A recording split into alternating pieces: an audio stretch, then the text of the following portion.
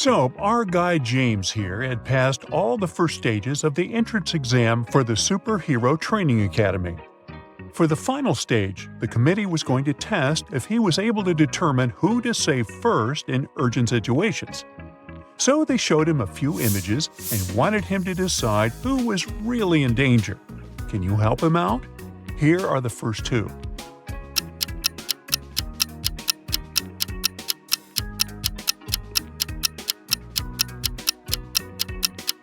In the second image, the train is not moving and the lights are not on. That means the man can cross without any danger. As for the woman taking a bath and trying to dry her hair, well, it's not wise to use electrical stuff in the bathtub, so James should save her first. Now take a look at this footage of two people falling from a cliff. Can you help James detect who is in real danger here?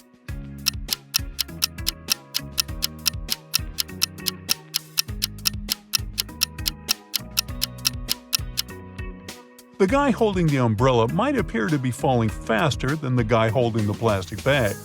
However, he's going to fall right into the water, whereas there is a sharp rock right below the plastic bag guy. So, in a situation like this, James should save him first. The last image was going to determine whether James would be accepted or not. Who should be saved first?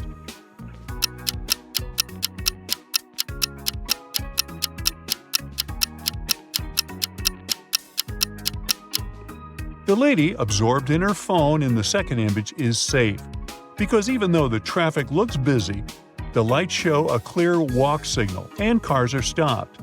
But the man in the first image has left a metal spoon in the microwave that he's about to turn on.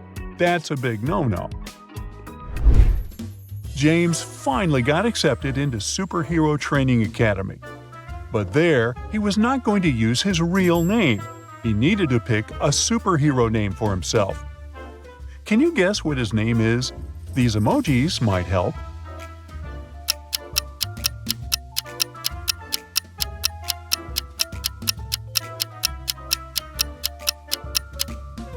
His superhero name is Thunderbolt Titan. Ooh. It was time to graduate. At the ceremony, the headmaster of the academy wanted to reward Thunderbolt Titan for finishing first in his class. He presented him with a mysterious chest containing a puzzle. Inside awaited a new suit, a cloak, and a high-tech gadget, but only if Thunderbolt Titan could crack the code. Can you help him solve the puzzle and claim his rewards? Look at the number sequence. What comes next?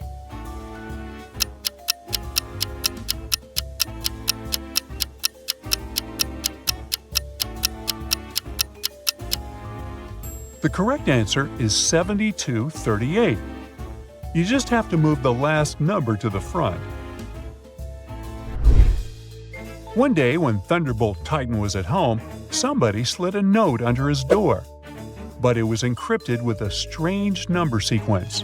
And below the numbers, there was a hint. Think about your device. Can you help decode the mysterious message?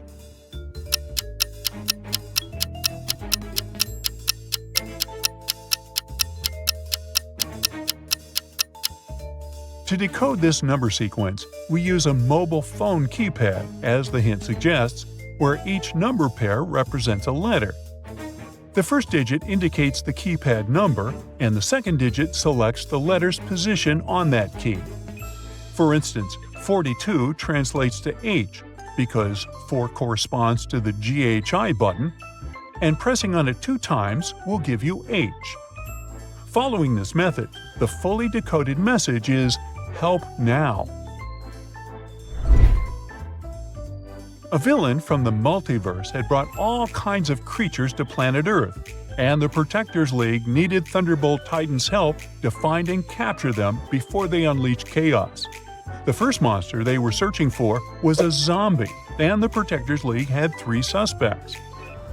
Take a look at them and help Thunderbolt Titan successfully complete his first mission.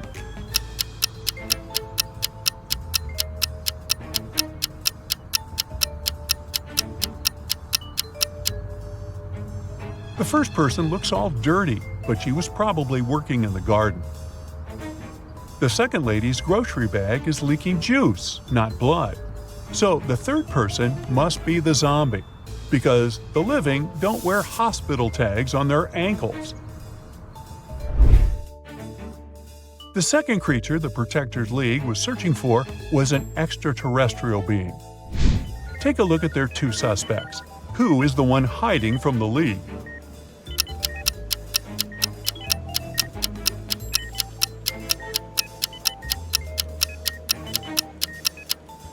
Look at Gary M's hospital patient chart.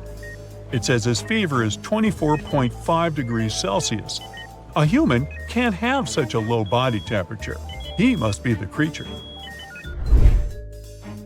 Lastly, the League suspected that a robot was pretending to be a human at a college campus. They spotted 3 students who were acting suspiciously. Can you help Thunderbolt Titan figure out who the robot is?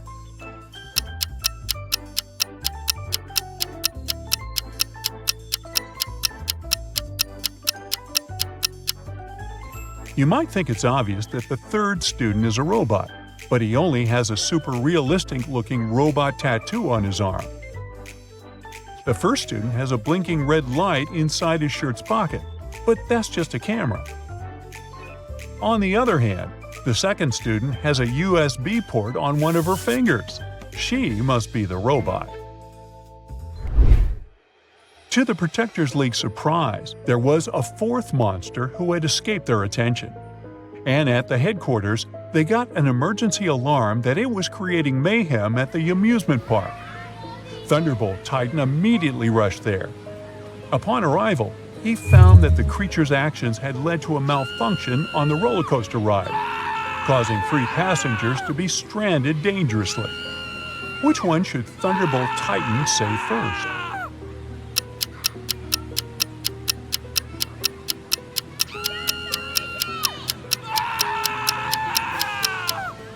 The second guy will fall first because he's only holding on with one hand, which is actually pretty difficult to do for an extended period of time.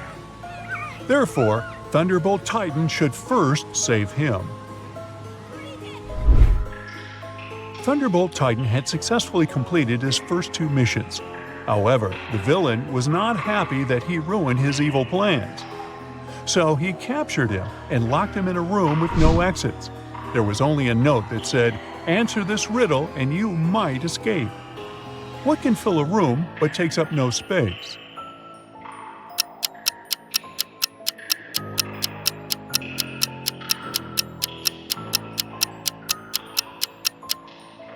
The answer is light.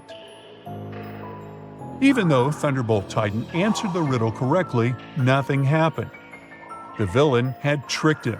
He had to do something, so he used his superpowers to open 3 portals for himself.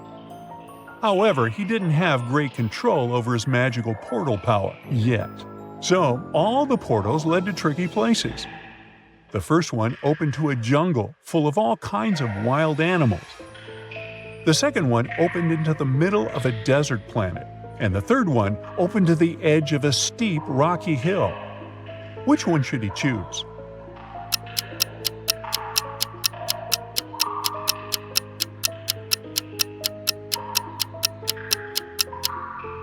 Remember the roller coaster mission?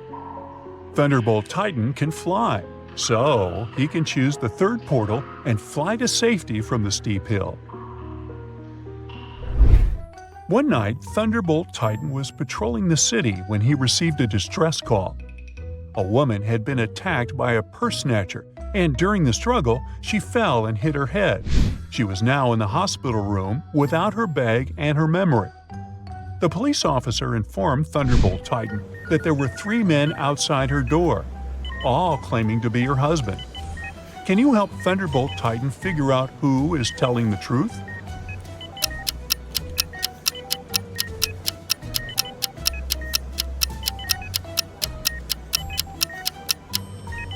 The purse snatcher might have taken her bag, but he didn't take her necklace.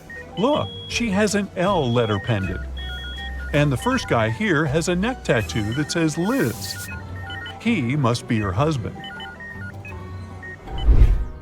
Thunderbolt Titan got an emergency alarm call from the Antarctica Animals Research Center.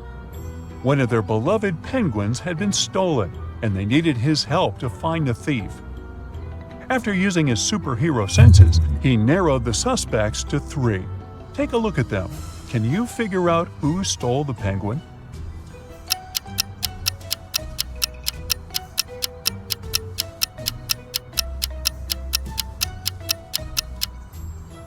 The second lady looks like she's hiding something under her skirt, but she's just pregnant. The third guy's backpack looks bulky, but see the flight tag attached to it? That's just his carry-on. But the first guy is hiding raw fish inside his tote bag. That must be to feed the penguin, so he's the thief. During a championship race, one of the cars was suspected of being sabotaged. Thunderbolt Titan was called to the scene to help identify which one with his scanning power. Can you figure it out before him?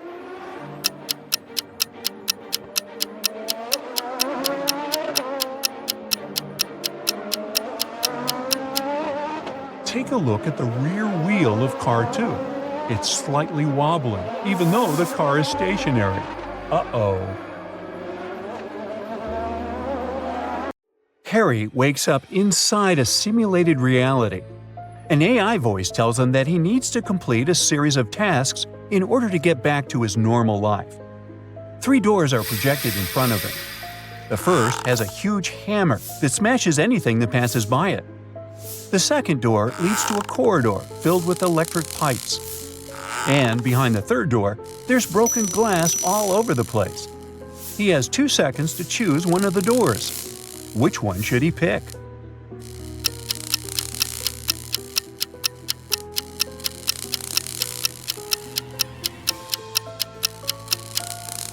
He should choose the third door. Since he's wearing shoes, he'll be all right. He goes through that door and ends up in a cage. Inside, there are 3 rescue buttons. The red button will open the cage immediately, but it also simultaneously opens a cage with a hungry lion. The blue one will open the cage in 10 minutes, but it will also open hundreds of water pipes. The orange button will open the cage in 5 minutes, but it will also set the place on fire. Which of the buttons should he press?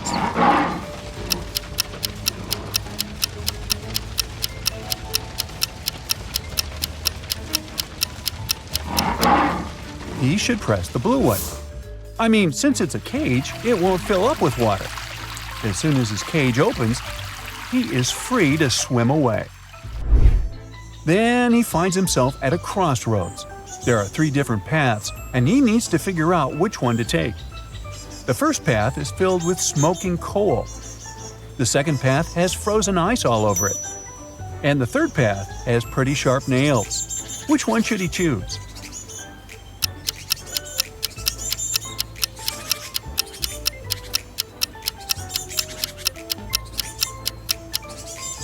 He should definitely choose the middle path. Even if the ice doesn't melt during daytime, it's pretty easy to go through it. It looks like Harry is doing pretty well, so the AI controlling the game decides to make the task a bit more difficult. It projects a scene where Harry is now in a hotel lobby. He has to figure out which of the lobby guys won't help him with his luggage.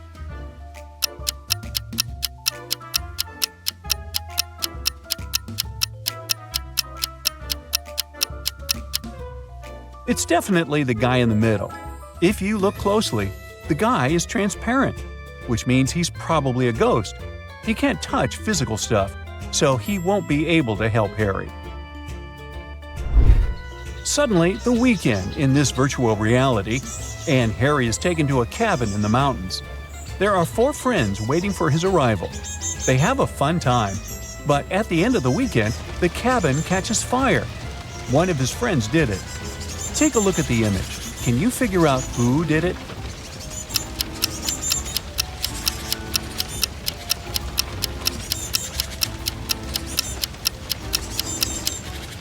It's the third guy to the right. He has a tiny gasoline bottle hanging from his belt. Harry suddenly appears in what looks like a wedding ceremony and discovers he's the one getting married. Two women appear in front of him.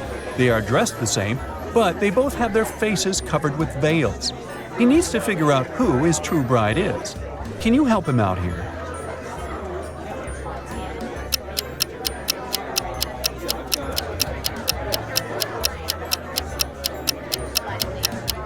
They look identical, but one of them already has a wedding ring. This can only mean that his true bride is the other lucky gal. For his next challenge, he's taken to a restaurant where a waitress shows him 4 glasses.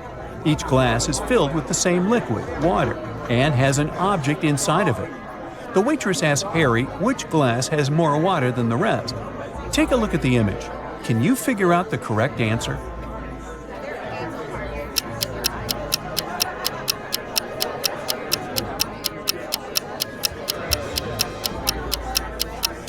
This shouldn't be too hard. The last glass is the one that has more water inside. The paperclip weighs almost nothing, while the other objects are way heavier. This means there is less water in all the other glasses. Harry's doing great thanks to you. Now look at this image. There are 3 people about to parachute out of an airplane. Help Harry figure out who is in graver danger here.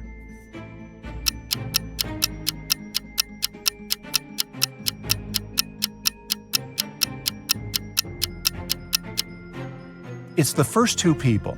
You see, there's a heavy bottle in the last guy's backpack. If it falls down, it can break the others' parachutes. Uh-oh. Harry's stomach starts to growl after so much hard work, so he asks for some food. The AI controlling the game decides to create 2 chefs to bake him 2 different cakes. But here's the catch. Only one is safe to eat. Take a look at both of these delicious-looking cakes. Which one is safe?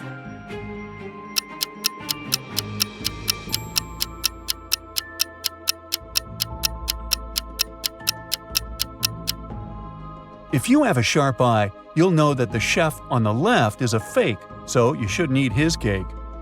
The left chef has stains all over his shirt that look like blood. Plus, he doesn't have a badge on his shirt.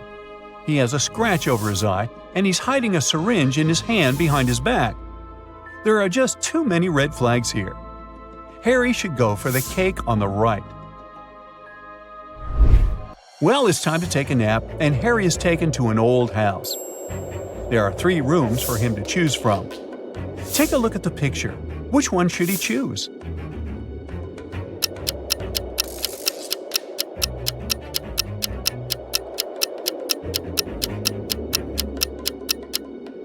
Well, so you see the hidden scenarios behind the curtains in the first room? That's a big no-no. As for the third room, notice how the AC is set to cold even though it's snowing outside. No to that, so he should definitely pick the second room. To sweeten things up a bit, Harry was enrolled into a baking competition. He was introduced to 3 judges, and they each told Harry what their favorite cake was. The first judge expressed his love for chocolate pies. Judge number 2 said he loved berry pies more than anything in the world. And Judge 3 said he was fond of pecan pies, also pronounced pecan. Harry immediately knew one of them was lying. Can you tell who?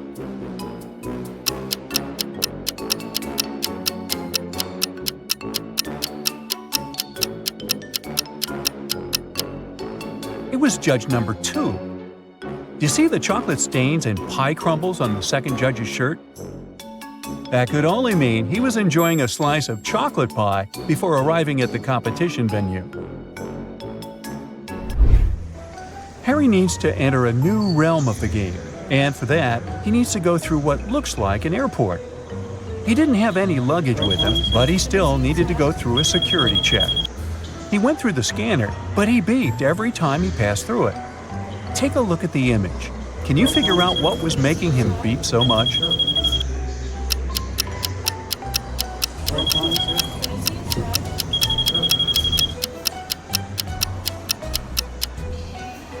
It was the necklace chain dangling from the pocket of his jacket.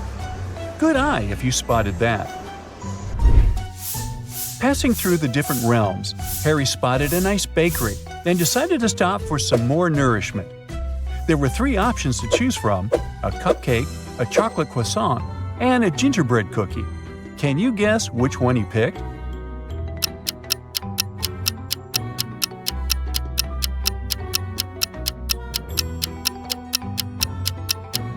You don't need to be a genius to see that Harry is using gingerbread cookie socks. He loves them so much, which is why that's his usual pick. Harry arrived at the gate of the new realm, and there were 2 creatures guarding it, a lion and a unicorn.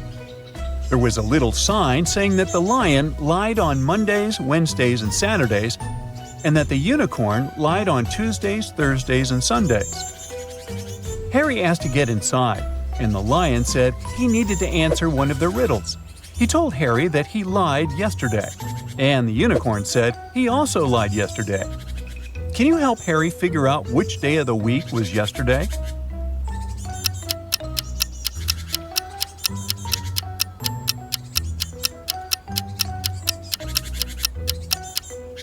Well, let's see how this works.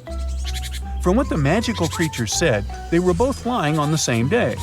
So the only possible answer to this riddle is Saturday. If we consider yesterday was Saturday, that means the lion was telling the truth and the unicorn was lying. Finally, Harry completed all of his tasks and was allowed to go back home. Which of the 3 doors should Harry choose to get back home?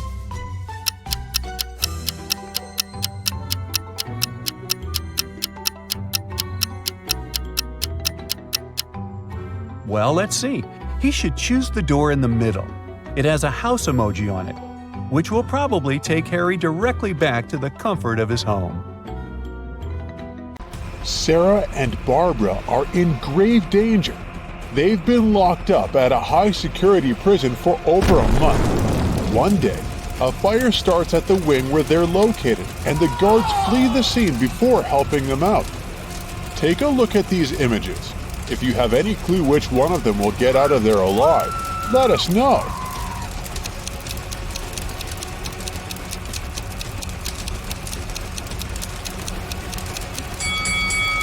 They both have it pretty rough, but Sarah, the woman on the left, is the one who will be able to escape. She can use one of the sticks from her hair to open the lock on her cell and run as fast as she can.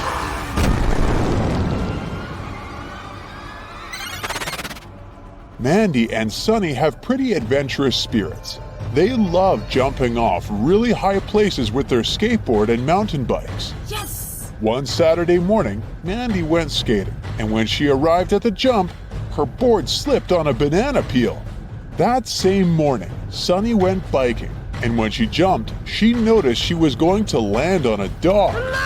You gotta tell us which of these ladies is in an extremely life-threatening situation and which one is just in for a scare. Drop your comment below.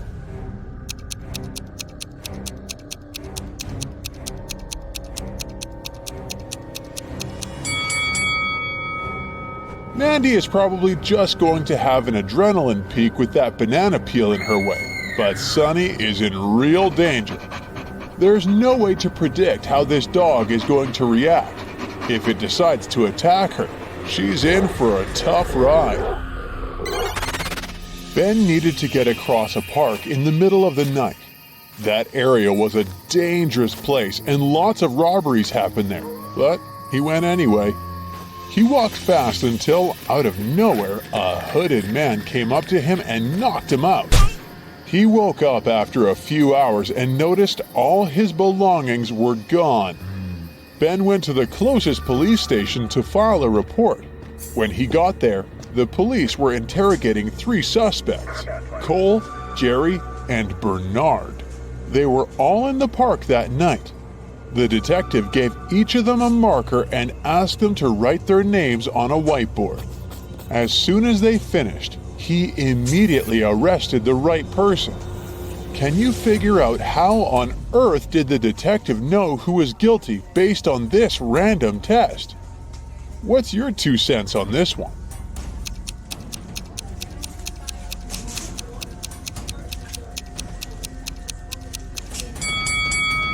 The test wasn't all that random after all. Ben was hit from the right side, so the police were trying to figure out who was left-handed. And among these three guys, the only left-handed one is Jerry. After a terrible day at work, Brian went on a movie date with Jane. As she walked towards him, he saw a woman snatch Jane's purse and disappear with it into the building of the movie theater. Jane didn't have time to see the woman's face, but she scratched the woman's arm with her long nails. Oh no. The couple walked into the cinema and immediately spotted Jane's bag. It was on a bench between two women. As they approached the bench, both suspects stood up and walked to the opposite sides of the room. Take a look at the crime scene. Don't let the thief get away with it. Can you figure out who the culprit is? Hey. Don't keep it to yourself. Let us know.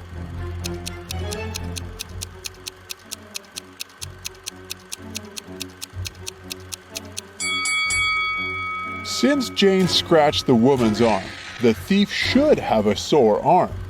The woman on the left was wearing long sleeves, so she probably wouldn't get hurt.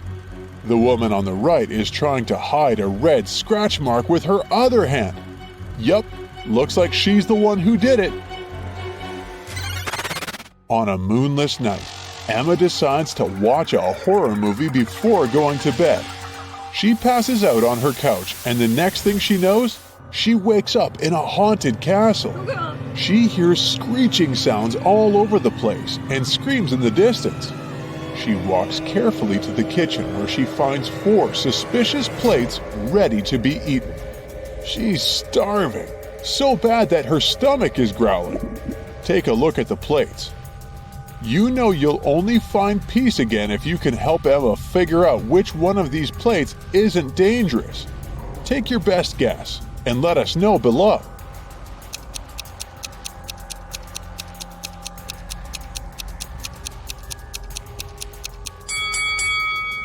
Take a look at the soup. There are a couple of human eyeballs in it, which is definitely a no-go. The steak is half rotten already, and there are real-life spiders crawling all over the burger. The pasta looks the least harmful out of these options. Betty and her younger sister were kidnapped by a town villain. They woke up in a dark basement filled with many corridors. The villain left them alone for a while, and they took that chance to try to find an exit. They ran all over the place until they realized they were running in circles. Suddenly, from each of the 3 directions, standing before them, a man appears. Each of them said they were kidnapped too, and they knew the way out. But your suspicion tells you that only one of them is telling the truth, while the other 2 are probably working for the villain and will take you back as a hostage. Stop everything you're doing now and help Betty and her sister decide which men they should trust.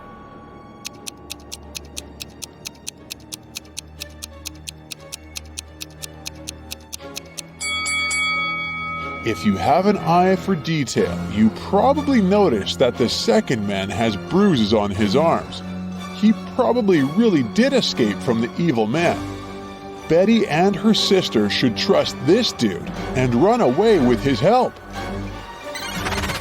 Daisy and Pam got late for work due to the snowstorm that hit their town. Their bosses told them if they were a second late, they would get fired.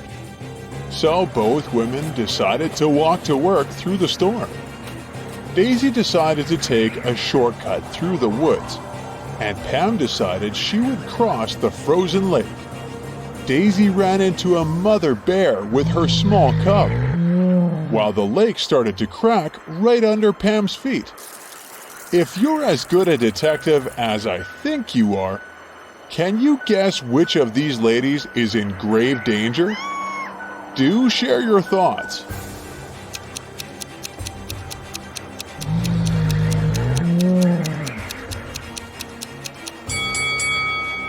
Sure, Daisy is in a pickle, but she can stand her ground until the mother bear and her cub pass along, I hope. Yes. But Pam is in serious danger. The lake cracked with her weight, and if she walked any further, she'd probably fall straight into the freezing water. A robber is striking again. He is creeping into neighborhood houses in the middle of the night, taking very expensive items from people's houses. On the first night, he stole a refrigerator from Ronnie's house. And then, on the following night, he snuck into Brendan's house and stole his fancy table. He managed to sneak into Bruce's condo and stole a designer chair. The same night, he stole a microwave from Gunther's house. The robber is planning to rob Phoebe's house next. Do you think he's most likely to steal a mixer, a juicer, a TV set, or her bicycle? Quick, share with us your take before other bright side detectives figure it out.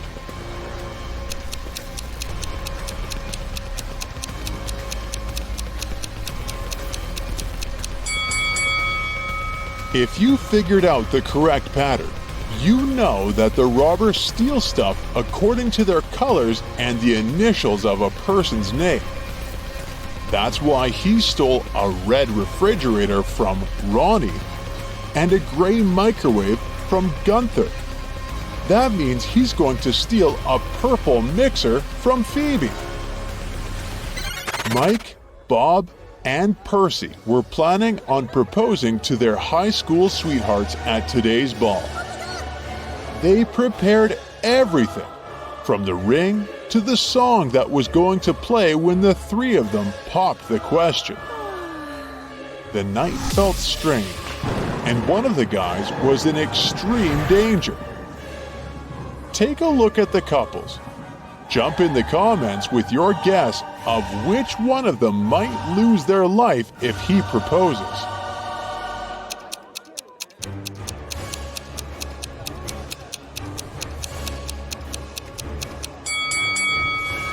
It's Bob. Look at his partner's reflection on that mirror across the room. She's actually a witch disguised as Bob's girlfriend. He's in grave danger.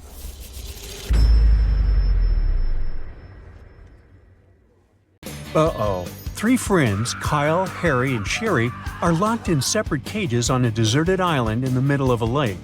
Kyle's cage has a huge ice block on top of it. There's a tank with boiled water on top of Harry's cage.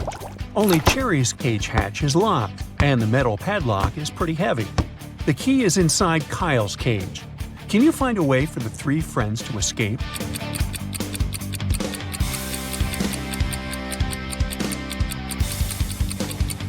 It's daytime and the weather is hot. Therefore, the ice over Kyle's cage will soon melt. He'll be able to grab the key and escape through the hatch on top of his cage. As for the boiled water, it will eventually cool down. After that, Harry will be able to escape through the hatch on top of his cage, joining Kyle. Then the two guys can unlock Sherry's cage. The guys are now released from their cages. They begin to look for a way to escape and come up with three options. They can try to drive this old car, walk to the nearest village and ask for help, or use this rowboat, which floats not far from the shore. Can you help them choose the best option?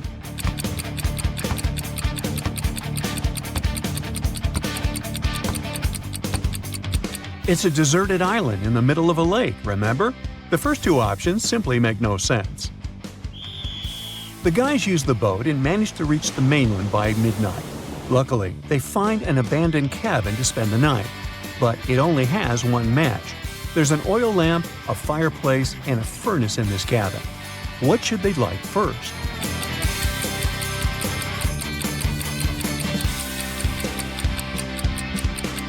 Yeah, it's the match. Woo! The next morning, Kyle wakes up early. Harry and Sherry are still sleeping. He decides to go investigate the area. Soon Kyle finds a brand new airplane. He immediately gets behind the wheel to pick up his friends and fly away from this cursed forest. But suddenly, the owner of the vehicle shows up. He pushes Kyle out of the airplane without a parachute. There's only hard ground below him, but Kyle manages to survive. How?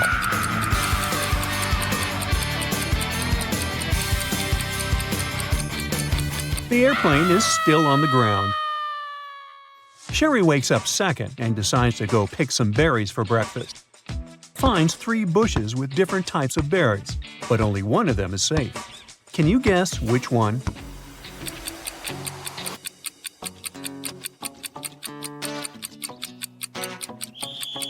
Let's take a look at the first bush.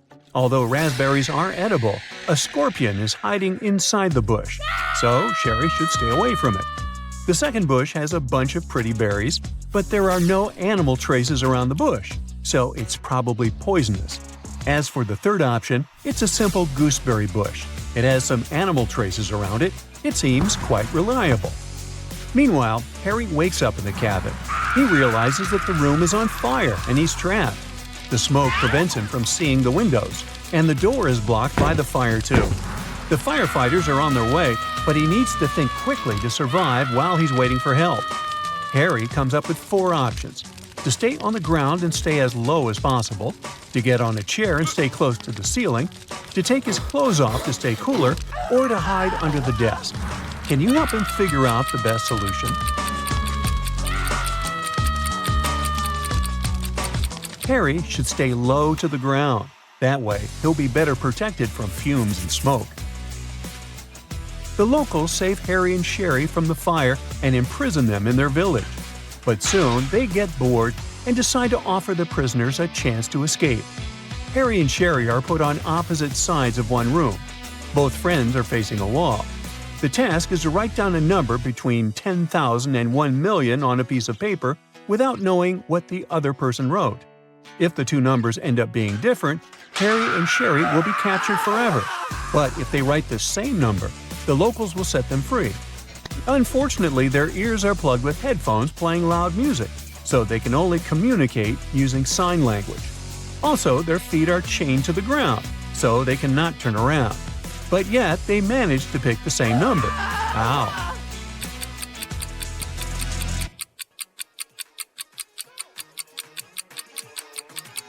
There were windows on the walls, so Harry and Sherry could see each other in the reflection of the glass.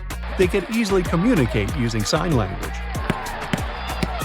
Meanwhile, Kyle is traveling through the jungle on his own to find his friends. Kyle takes a look inside his filtered water bottle. Ooh, bad news. He's almost out of water. He wanders around and finds 4 sources of water: a juicy cactus, a pond with salty salt water, a clear still lake, and a silt stream. What source of water should Kyle choose?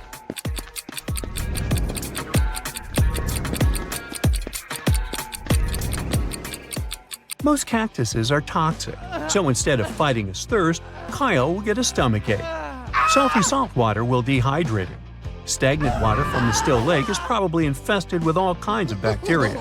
So the best choice would be the silty stream. It contains nothing that Kyle's filter water bottle can neutralize. Kyle keeps on walking. Suddenly, he spots a crocodile and freaks out. Can you see it too?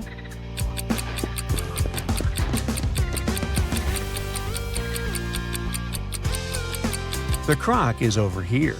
Kyle is trying to escape, but the jungle is full of other wild animals. He only has 2 options: to sail on a motorboat across the lake when he saw the crocodile, or to sail on a regular boat across the Shark River. Can you help him pick the best option?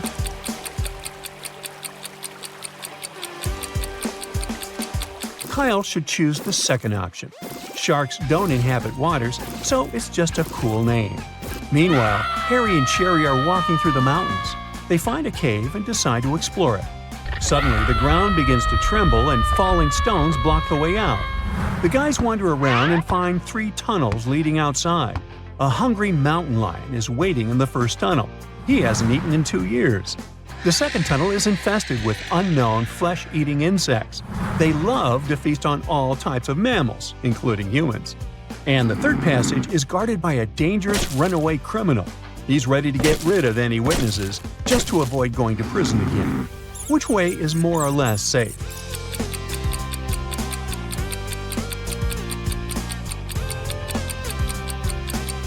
Harry and Sherry should choose the first passage. Mountain lions cannot live for 2 years without food. Harry and Sherry keep on walking. They argue about human body capabilities. They make a deal. Harry would go to Antarctica, and Sherry would travel to the Sahara Desert. They'll both try to survive in those locations for 3 days without any shelter or clothes, but with plenty of food and water. Who has the best chance of surviving?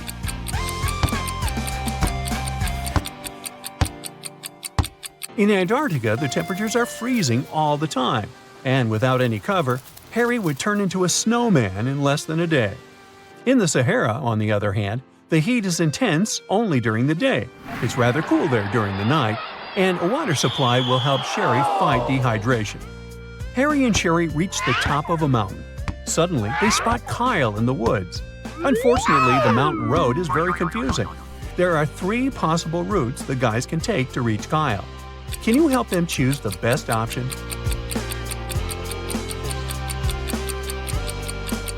Only the third route actually leads to Kyle.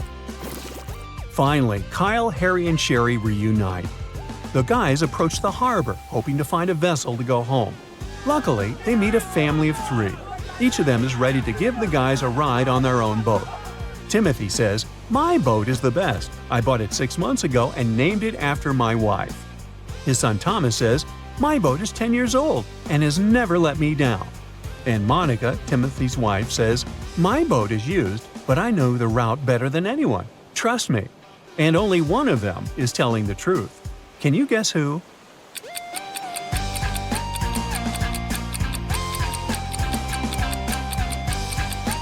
Take a closer look at Timothy's boat. Its name is Michelle, not Monica, which means his story is a lie. Thomas lied about the age of his boat. The engraving says 1980. So the guy should say yes to Monica. Hey, look at these couples. Can you spot anything weird here?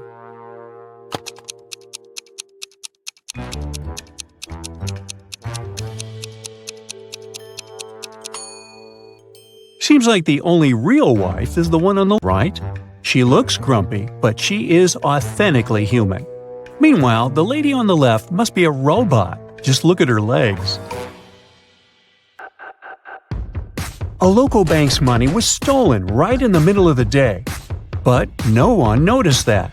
Several days later, the room where the money used to be stored was found completely empty. There was just one note saying 7718. The police arrested 3 suspects, Bill, Jeff, and Cody, but the officers didn't know which of them was guilty. They invited a famous detective to crack the mysterious case, and the detective managed to decipher the note immediately. Can you do it too?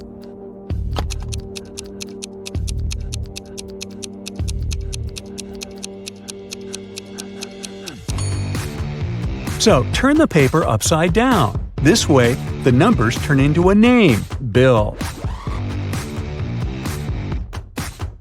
The man wants to enter an exclusive club, but he doesn't know the password. Another man walks up to the entrance. The doorman says 12, and the man says 6, and is allowed to enter. Another man approaches. The doorman says 6, the man says 3, and the doorman lets him in. Thinking he's heard enough, our guy walks to the door. When the doorman says 10, he says 5. But he isn't allowed to enter. What should he have said?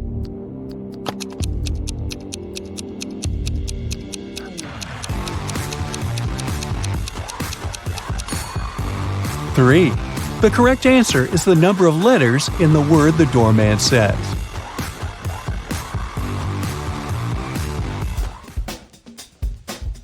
Martin was a robber.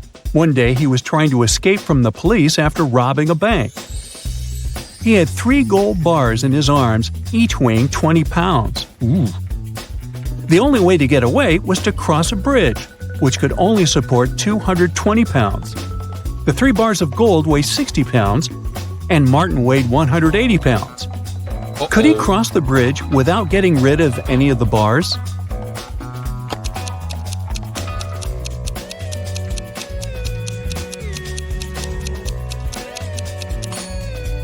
Now, Martin can't leave a bar of gold and come pick it up later, so the only solution is to make those bars fly. To make it happen, Martin must juggle them. This way, only 2 bars will add extra weight to the bridge, while the third one will always remain airborne. Voila!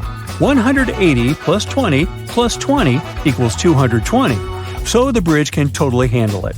However, Martin couldn't handle it because he couldn't juggle, and the police got their man. A thief entered a high-end boutique and forced the shop assistant to open the safe. The shop assistant said, "The code for the safe is different every day, and if you harm me, you'll never get the code." But the thief managed to guess the code on his own. How did he do it?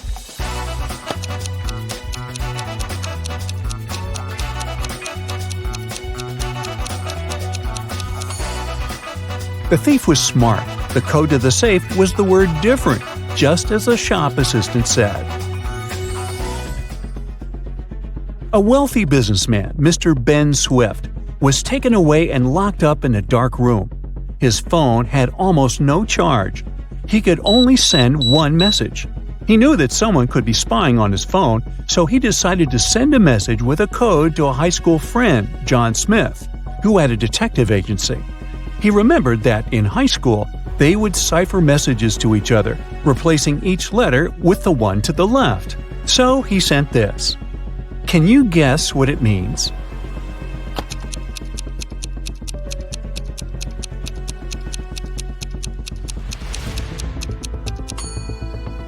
It's not gibberish. Once you decipher it, the message reads "accountant," so it seems his accountant is to blame.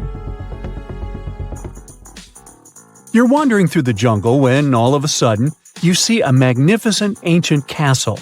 You enter it and see its inhabitants. It's kind of hard to say if they're friendly or not, but hey, look, they've just fetched you some snacks. Still, you can tell from their grins that these snacks might be a trap for you. You can't say no to them and need to choose something to eat. There are 4 muffins in front of you. They all look yummy and your mouth is watering. One of the inhabitants, who seems to be the leader, tells you that the first muffin has some fermented cabbage inside. The second is swarming with live ants. The third has mud instead of chocolate cream. And the fourth one has ackee fruit inside. So, which dessert should you opt for?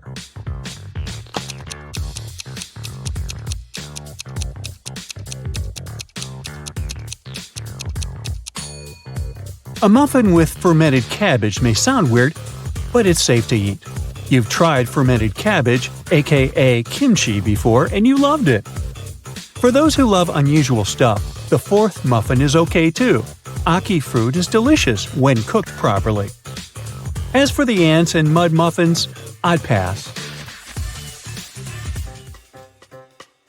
Lucy is a nail technician. Her services are free to anyone who wants to set up an appointment. However, most people still end up paying her. How so?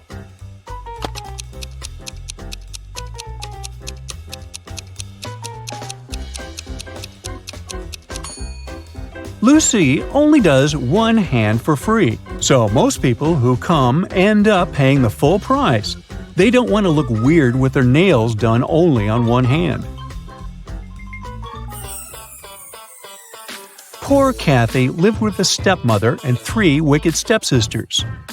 Her dream was to go to a lit party, which she had been waiting for a year. Her stepmother, Eveline, never let Kathy go anywhere. But this time, Eveline decided to let Kathy go as soon as she had finished with all her tasks. The stepmother asked Kathy to bring her some water, but she gave her a colander to carry the water. How can Kathy bring the water if she has nothing but a colander?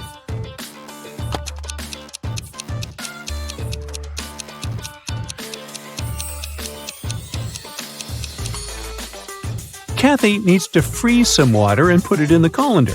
It'll take some time to melt. When Eveline gets that colander full of ice, technically, it'll be full of water. Jeremy got lost while driving, so he found the nearest town and decided to spend the night in a hotel. After checking in, he went to the restaurant.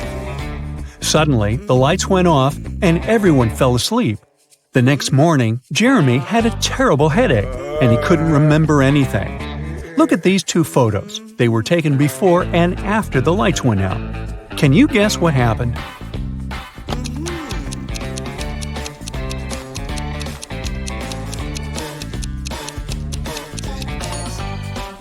Look, there are some balloons in the first photo, but none in the second one. They must have been filled with sleeping gas. Someone wanted everyone asleep. Jenny went grocery shopping and bought a lot of milk, yogurt, meat, and cheese. When she came back home, she realized that she had nowhere to store all these products as her fridge was already full. How can she save all the food she bought?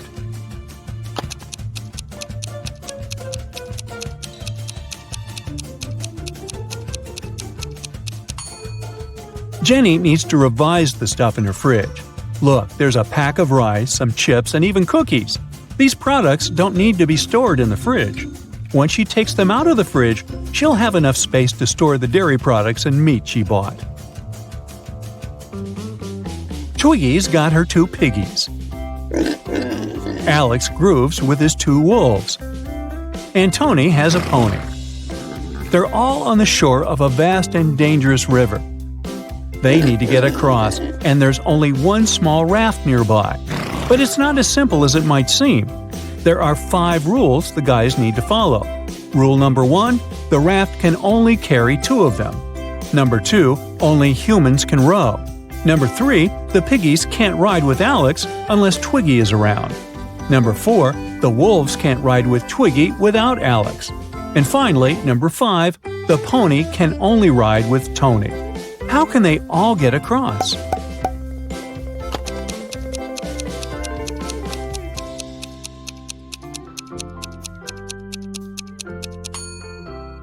First, they need Tony on board. He needs to take one of the wolves across the river. The rules don't prohibit it. When he comes back, Alex takes the second wolf across the river. Then Alex goes back alone. Twiggy joins him and they go to the other bank, where Twiggy leaves Alex and goes back alone. She gives the raft to Tony and his pony, and they go to the other bank. When they reach it, Alex takes the raft and goes back to pick up Twiggy. He picks her up, they go back, and Twiggy leaves Alex there. After that, she goes back to pick up her pigs one by one. Finally, I thought this was never going to end. Hey!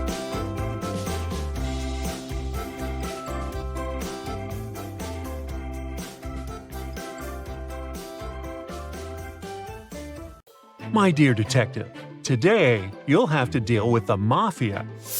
You're going to need all your thinking and analytical skills and the power of deduction. Concentrate and let's start. Look at these 2 couples. The one on the left is wearing outfits that must have cost them a pretty penny, and they're eating lobsters. If you look attentively, you can also spot a few scars on their faces. As for the other couple, the man and woman have similar tattoos on their necks and keep their bags in their laps under the table.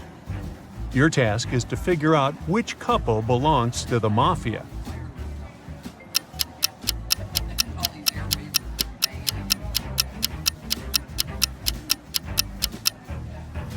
It's the couple on the right. Can you see several passports peeking out of their bags? They're probably hiding behind false identities and are ready to escape at any time. Accused of stealing some chickens from a farm, Jack was locked up in an empty cell in the local jail. His cell had a dirt floor and a small window overlooking distant hills. There was nothing inside except for a shovel. Jack was determined to break out and prove his innocence. Unfortunately, the window was too high to reach, and digging a tunnel was not a feasible option since the ground beneath the dirt was rock hard. Jack didn't have enough strength to dig through it, and still, he managed to escape. How did he do it?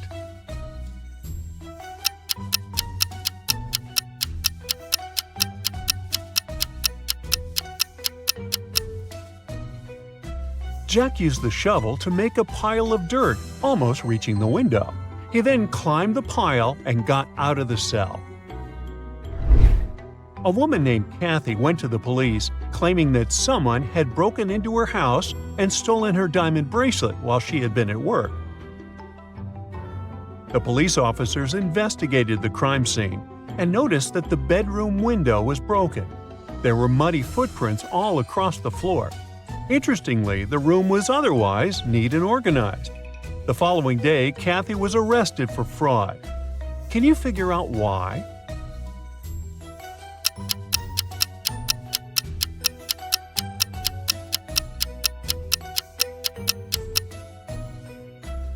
Kathy was convicted of fraud because the bedroom window was broken from the inside. If someone had broken it from the outside, there would have been glass pieces on the bedroom floor. Also, the room was perfectly tidy when the police examined it. It can only mean that the so-called thief didn't need to search for jewelry since they knew exactly where it was. A detective, who was only days away from discovering the identity of a wanted gang boss, suddenly went missing. He left behind just one note with a few numbers. Currently, the police have 3 suspects. Their names are Bill, Lucky, and Greg. Can you crack this code and find the person responsible for the disappearance of the detective?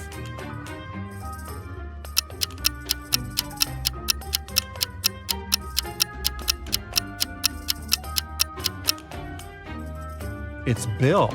If you turn the note upside down, it'll read, "Bill is boss." A man and a woman enter a crowded room. They see many people they've met before. The man and the woman enter the room separately, but only when one of them comes in, music is playing. One more person speaks to each of them for some time after the two are finally together in the room. The crowd remains quiet for the most part of the process. They look pretty happy. But when the man and the woman are about to leave the room, they see that the crowd is now outside waiting for them. As soon as they spot the man and the woman, they start shouting and throwing food at them. What's going on here, and why does the crowd behave this way?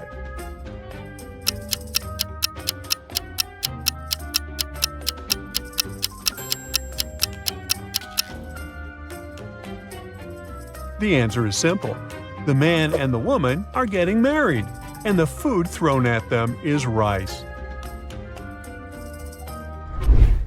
5 people are sitting around a table playing Mafia. Among them, there are 2 innocent citizens, 2 mafiosos, and 1 detective.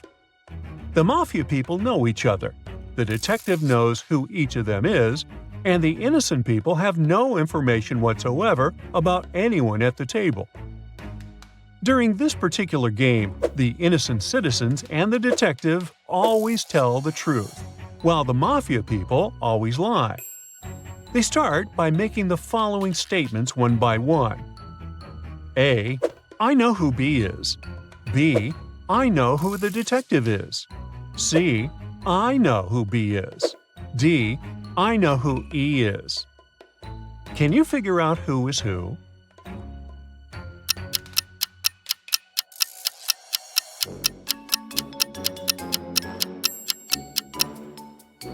Let's try to crack this riddle step by step. Person A is making an I know statement, meaning that they're either a detective or a mafioso, not an innocent citizen.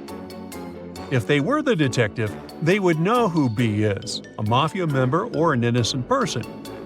B could not be innocent because then they wouldn't know whether A was lying or telling the truth. So then B must be mafia. But if B were mafia, then they would know that A is the detective, and thus they wouldn't be able to say they know who the detective is because the mafia always lies. So then A must be a mafia member. Let's call them Mafia 1. Then A is lying and does not know who B is, which means B is either an innocent citizen or the detective. B makes an I know statement, so they must be the detective. Anyone could have figured this out, so now even the innocents know that A is a mafia member and B is the detective. Thus, C does know who B is, and since they're telling the truth, C must be innocent. Now we are left with 1 mafioso and 1 innocent citizen. D knows what they themselves are and thus knows what E is. Then the statement D makes is true, meaning D is also an innocent citizen, leaving E to be Mafia 2. So, A is Mafia, B is detective, C is innocent, D is innocent, E is Mafia. Look at this image very carefully. Can you crack the code the mafia are looking for? A small hint, if you have such an option. Try to view this image on your smartphone.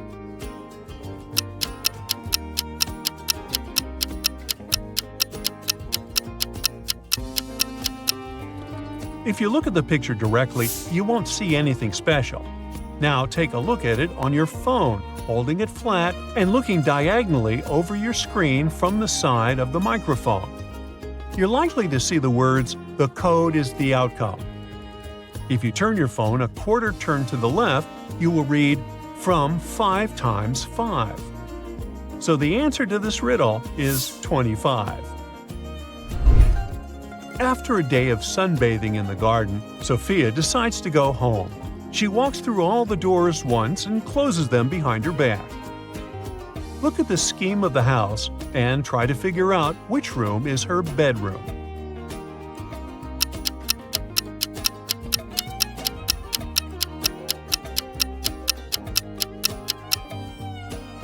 Let's see. Sophia was in the garden and decided to go to bed. It means she was outside. She could, of course, start walking in several ways, and this is just one of them. So the girl entered room A on the left side of the house, then turned left, and immediately went outside again. Then she entered room C, went back to room A, and then proceeded to room B. After that, she came back into room C. Then she went on to E, H, G, E, D, G, and F. And there, she went out again. She walked around the house and then entered through the only door that was still open, namely, the door of room B. Now, all the doors are closed, and she can go to bed in room B. Well, how many people can you spot here?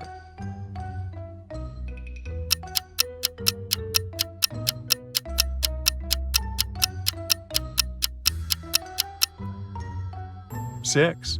5 are looking at the paintings, and one person is hiding behind this picture. See their eyes? A man got kidnapped. He was placed in a room and told that if he managed to figure out the secret code, he would walk away unharmed. There was a plate with liquid poison, a matchbox with only one match, a glass, and a slice of lemon on the table. The code was written on the plate and covered with the poison. The man had to remove the poison to find out the answer. How could he do it if he wasn't allowed to touch or move the plate?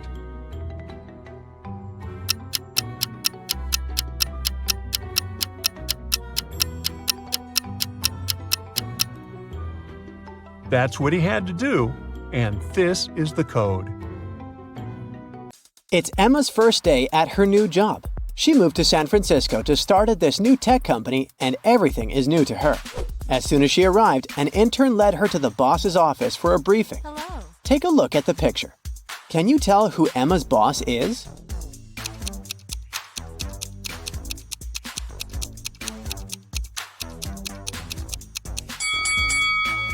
I know he looks pretty young, but it's the guy on the left.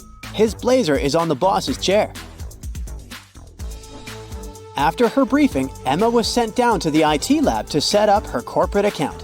A guy named Lanny was going to help her with everything, but he said Emma needed to answer a few of his riddles correctly first.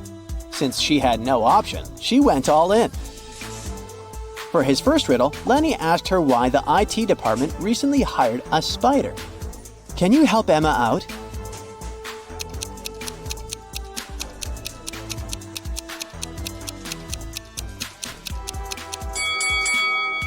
Because it was a great web designer. Duh! For his next riddle, he asked Emma why an invisible man turned down a job offer at their company. What would you say is the answer here?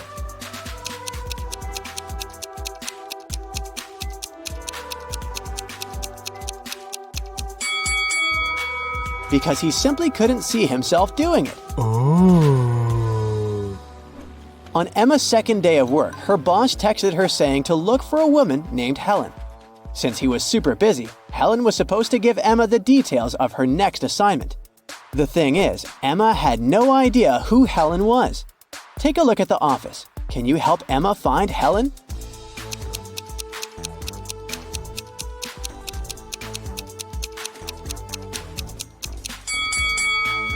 Look at that woman right there. She's got a necklace with the initial H on it. And plus, her badge says Helen. It's safe to say that's her right there.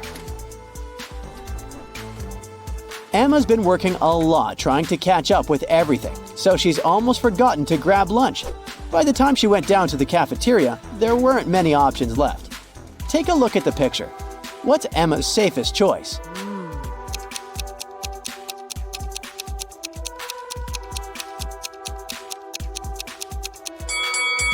Let's see. That burger looks nice, but there's a lipstick stain on the bun, so that's a no. The apple pie is steaming, but it looks like it's been microwaved dozens of times, and it's about to go bad. Oh, Her safest choice is probably the frozen pizza. okay. They defrost it on the spot. Hey, at least like this, she won't get food poisoning. Oh, At the end of the first week, Emma was helping her boss with an important project. It was late at night, and all of a sudden, the lights went out. Oh my god. The power was cut from the entire building for a few minutes, until it came back on.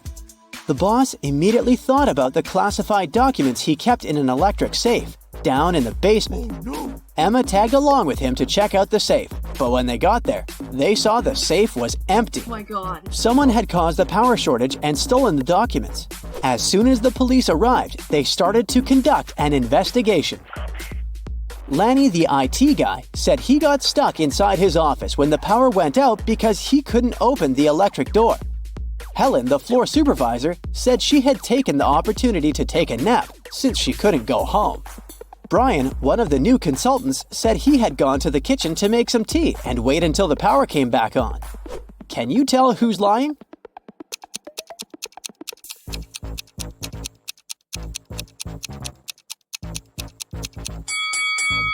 Brian is the liar.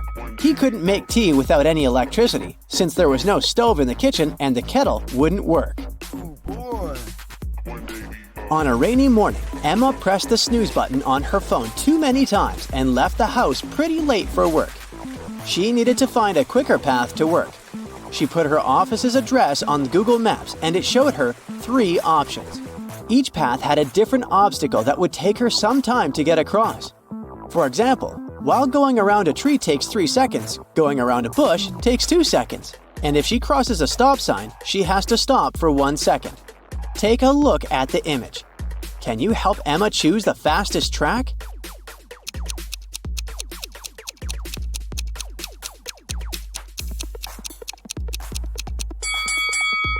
The fastest track is the one on the right. That's the track with the least obstacles. It's lunchtime and Emma goes to the fridge to grab the sandwich she brought from home. But when she opens the fridge, she notices that her food is missing. Someone probably ate her burrito. She decides to conduct a quick investigation to see who stole her lunch. Her boss ordered some expensive takeout from a new restaurant in town. Joe, her colleague, is highly allergic to gluten, so he ate something he brought from home as well. Helen, the supervisor, ate a delicious salad bowl from the cafeteria. Take a look at the picture. Can you guess who stole Emma's lunch?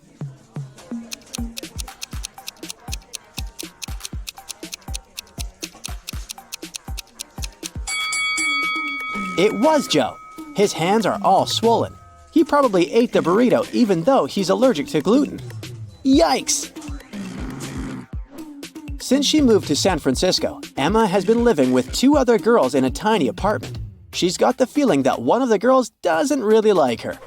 One day when she got home from work, there were 3 apples on her desk and a small note. The note said the apples were a housewarming gift, but it didn't say from whom. Take a look at the picture. Are any of these apples safe to eat?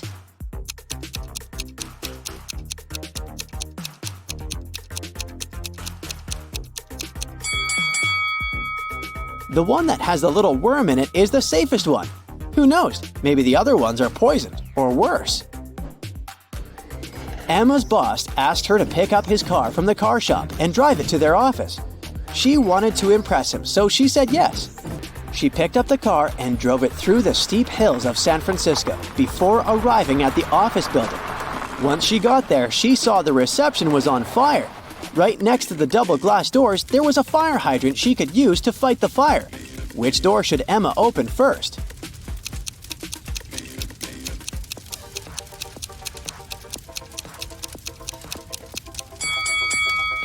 The car door. Duh!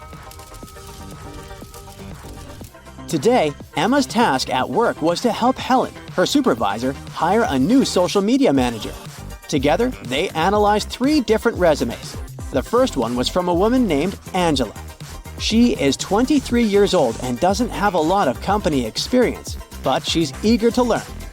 Thomas is 28 years old and has 7 years of work experience. He says he's been working for Google since the company was founded. And then there's Bianca, who's 20 years old and has been making viral TikTok stories for over 2 years.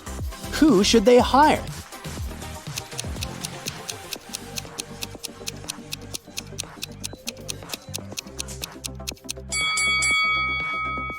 They should probably hire Angela.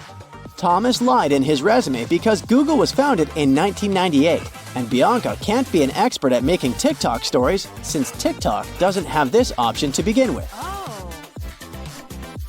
Helen asked Emma to run an important errand for her. Her only request was for Emma to be fast. The thing is, Emma needed to cross town to get to the place Helen asked her to go. So, she decided to cross the big park that connected the town. Somewhere along the way, Emma got lost and found herself at the intersection of 3 pathways. At the entrance of the first pathway, there was a huge pond. At the entrance of the second path, there was a pile of really toxic waste. And blocking the entrance of the last pond, there was a hungry-looking bear. Which path should Emma choose?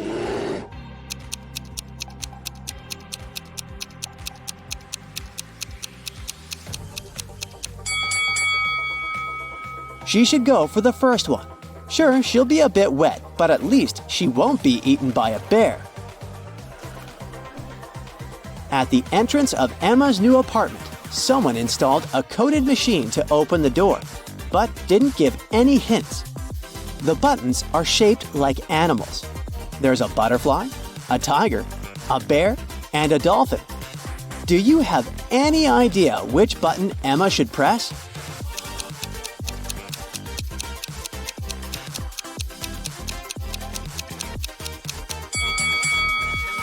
She should press the bear.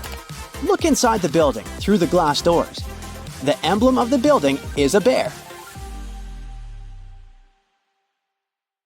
Jenna and Hannah are best friends.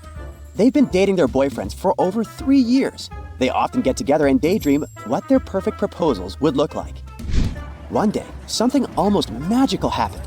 While Jenna's boyfriend proposed to her during a romantic dinner, Hannah's boyfriend proposed on their weekend away. Take a look at both of these pictures. Can you tell which proposal is fake?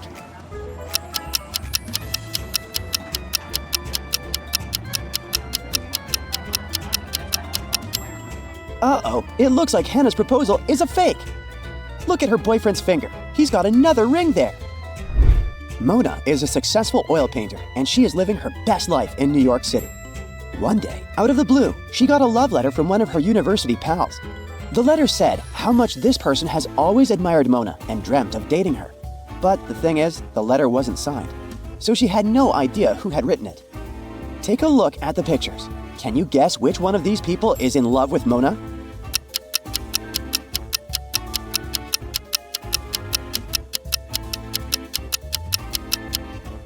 Let's see.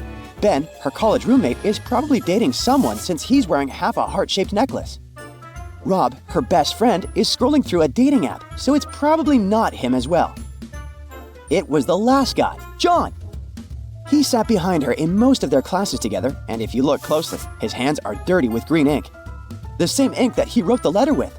Good eye, Sherlock.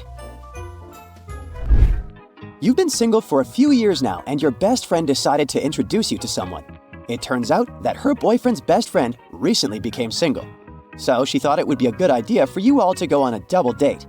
She sent you the time and place, and you showed up looking gorgeous. Take a look at the restaurant. Can you guess which table you should head towards?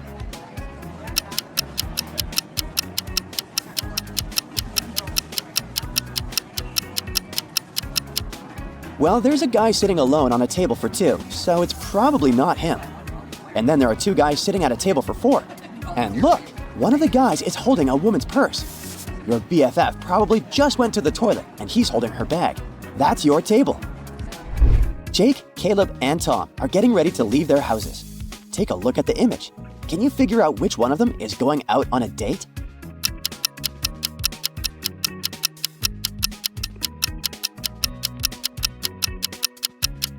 It's Caleb. If you look closely, he has a chocolate box with a beautiful ribbon on top of his desk. That's probably a gift for his date. The 14th of February arrived and Valentine's Day frenzy is all over the place. Let's peep inside a restaurant.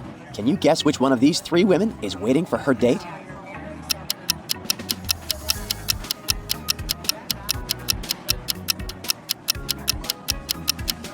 The woman at the first table is probably waiting for her friend to come back from the bathroom since there's a purse across from her on the table. By the looks of it, the second lady is eating all by herself. It's lady number 3. Look at that beautiful flower bouquet she's got.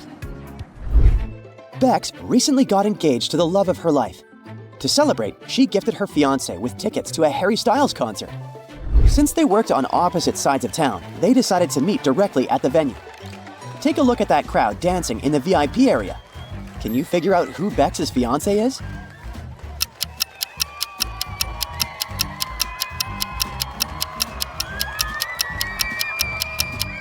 It's that blonde guy in the middle. If you look closely, he and Bex have got matching tattoos.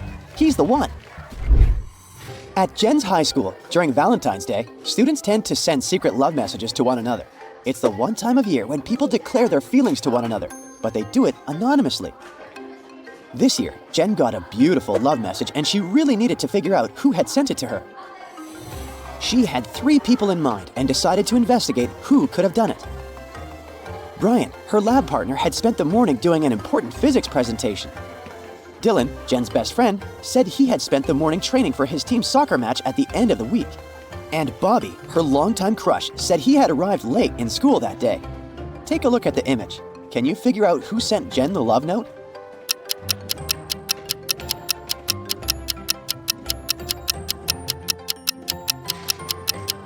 It was Dylan.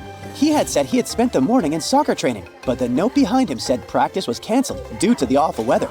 Oh, Cupid. Carly and her boyfriend traveled to Chicago for the first time ever.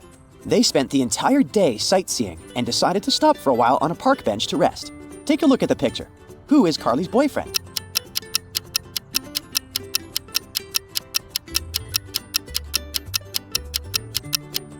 It's the guy on the left. He's wearing the same t-shirt she's wearing. Donna moved to Los Angeles to start a degree in filmmaking. It's her first day around the university campus and she is beyond excited. Her boyfriend and a new friend met up with her for some smoothies. Take a look at this picture. Can you guess which one of them is her boyfriend?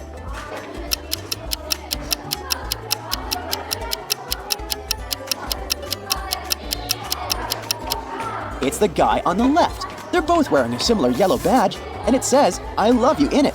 Good eye. Sean is a world-famous pop singer. He rarely uses his social media accounts, but he decided to do a live stream of his new album, out of the blue. His fans went crazy and started looking for Easter eggs about his personal life all over the place. Take a look at the photo. Can you tell if Sean is single or dating?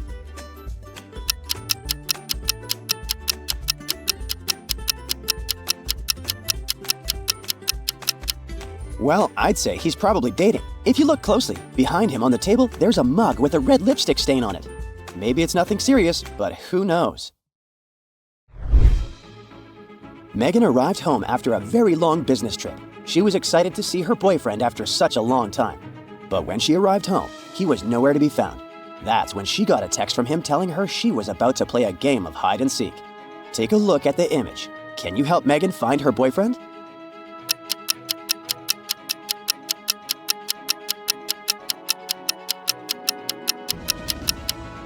What's that over there, beneath the yellow curtains? Those are definitely her boyfriend's feet. Way to go, you! Selena and Tim have been dating for ages, but Selena is always complaining that their relationship has lost its spark. One day, Tim decided to surprise her and arrived earlier from work at their place. He heard some strange noises coming from the bathroom and went to see what was going on. Before he could open the bathroom door, Selena came out and gave him a hug. He took her arms off him and said they were over. Take a look at the picture. Can you guess why Tim said that?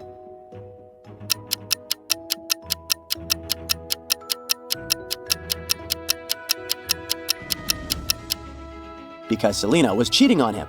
There's a guy hiding behind the shower curtains. On Valentine's Day morning, Jess arrived at her desk at work and found a note from a secret admirer. As she opened the letter, she noticed that the message was encoded and she would need to break her head a little bit to read it. Can you figure out what Jess can do to read the note?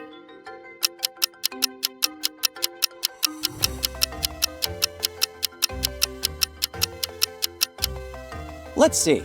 Each group of words has 5 letters in them, and there are 5 groups of words. So if we organize them in a 5x5 table and read them vertically, you'll be able to figure out what was written in the note. Apparently, Colton wants to go out with Jess. Yay!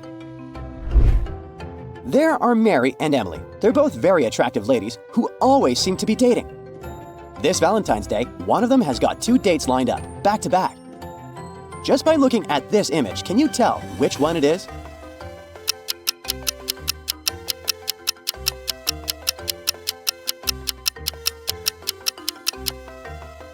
It's Mary, the one on the left. If you look at her workstation, she's got 2 presents lined up, one for each person she's going to go out with. Poor Brad finds himself locked in a dungeon of a magical castle. Beats me how he got there, but he just needs to escape as soon as possible. Brad looks around searching for some keys to open one single door. But he only finds these 3 potions. The first one makes you super small, the second potion turns you into a giant, and the third one makes you invisible. Can you help Brad find the correct potion?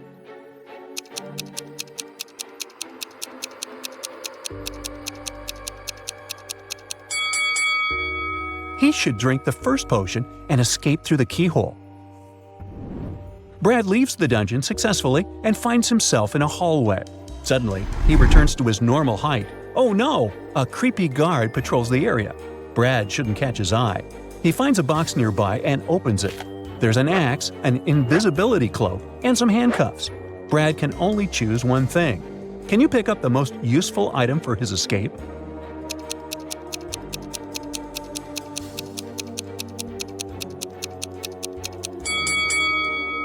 Brad should grab the cloak, blend into the interior, and escape unnoticed. Brad leaves the hallway safely and faces 3 doors leading to the bedrooms of 3 mysterious creatures. The first bedroom belongs to a vampire. He can fly and smell humans for miles. A hungry zombie is dancing all over the second bedroom. And a creepy mummy is living behind the third door. Anyone who sees it gets cursed automatically. Which way is more or less safe?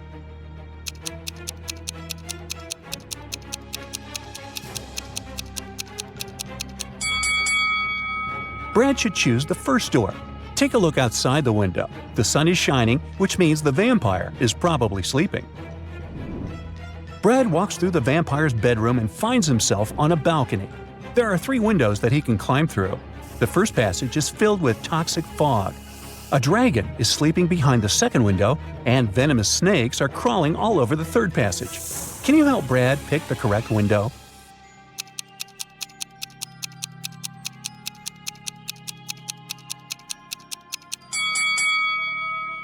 Brad still has his invisibility cloak, remember? So he should just stay quiet and walk through the second passage. Nailed it! Brad enters the library. He spots 3 books: Potions for Beginners, How to Ride Your First Dragon, and The History of Vampires. Can you pick a book that will help Brad escape?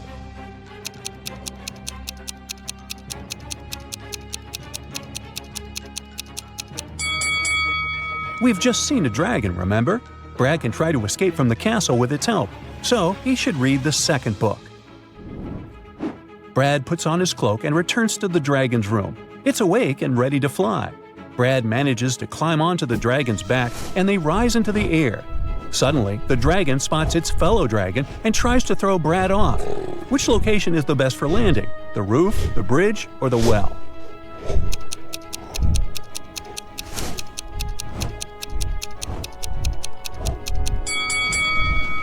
Brad should land on the bridge because it's the shortest way out. Brad lands on the bridge successfully, but the dragons destroy some parts of it right away. There are fires here and there.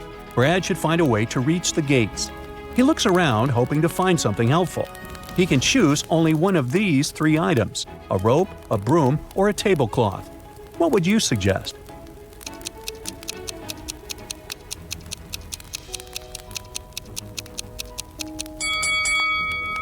It's a magic castle, remember? Brad should grab the broom and fly over the flames. Brad hears a lady scream from a tower near the gates. It's Princess Elsa. She was imprisoned by the local wicked wizard. The key to her cage is hidden in this messy room. Can you help Brad find it?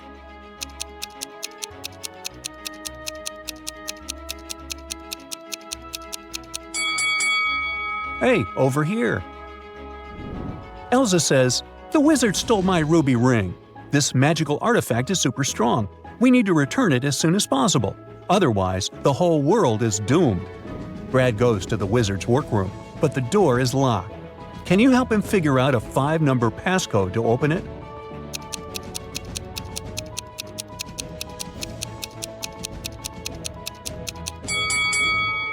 Take a look at the symbols on the door. Each image implies a number. The word frog consists of 4 words, so it implies 4. Cat implies 3, flower 6, and so on. And the code is 43643. Brad enters the workroom. Thankfully, it's empty. Can you find any clues about where the ruby ring might be hidden?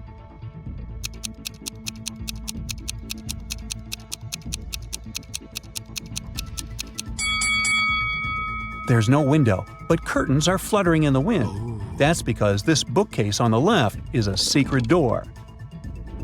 Brad enters the secret door and finds a dusty basement with a treasure box.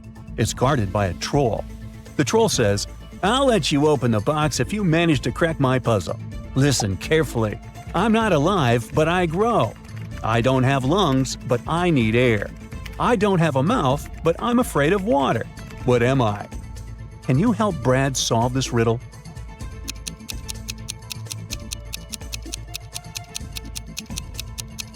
The correct answer is fire. Brad opens the box and grabs the ring. The wicked wizard enters the room and yells at him. Brad starts to run away. He needs to break through this maze to escape from the basement. Can you help him?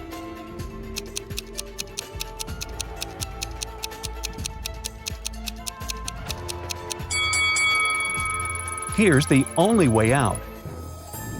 Brad escapes successfully. He returns the ruby ring to Elsa and gives her a ride back to her native kingdom. Can you spot anything odd in this town?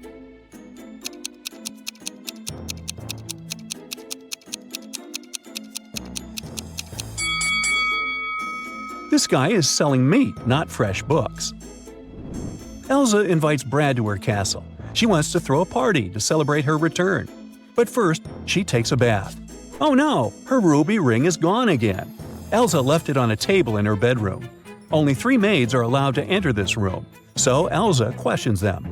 Helga says, "I was just preparing essential oils for your skin. I didn't look around." Nina says, "I sewed your party dress in your bedroom. Nobody entered." And Diana says, "I was preparing your favorite tea. I didn't see anything suspicious." Who stole the ring?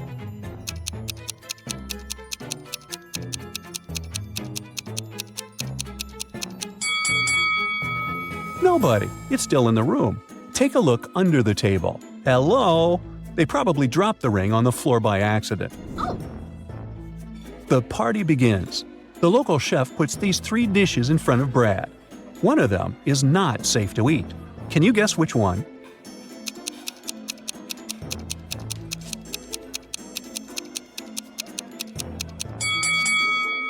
Take a closer look at this pasta. These little things look like worms, so Brad should probably stay away from this dish. All right, time to dance. 3 ladies approach Brad and invite him onto the dance floor, but only one of them is safe to dance with. Can you figure out who?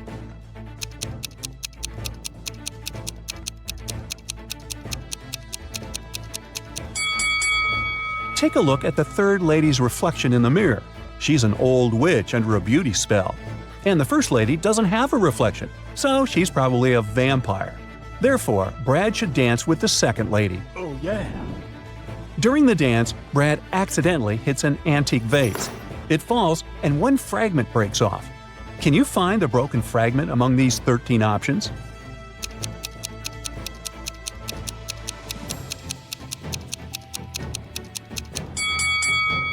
Only this piece fits perfectly. Yeah!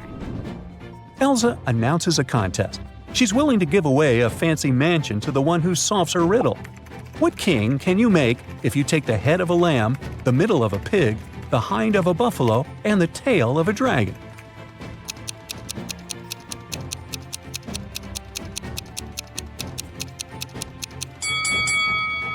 The head of the lamb is the letter L. The middle of a pig is the letter I. The hind of a buffalo is the letter O, and the tail of a dragon implies the letter N. So, the correct answer is lion. He's the king of the jungle, so it makes perfect sense. Elsa cuts the royal cake. Every guest gets a slice. Brad returns from the dance floor and discovers that someone took a bite of his slice. He questions 3 suspects nearby. Morgana says, "I didn't do it. I'm on a gluten-free diet, so I gave my slice away to my husband." Leonard says, "I count every calorie, sir, so I never eat more than 1 piece." And Franklin says, "Sorry, I didn't look at your cake. I was looking at my beloved Elsa." Who's lying?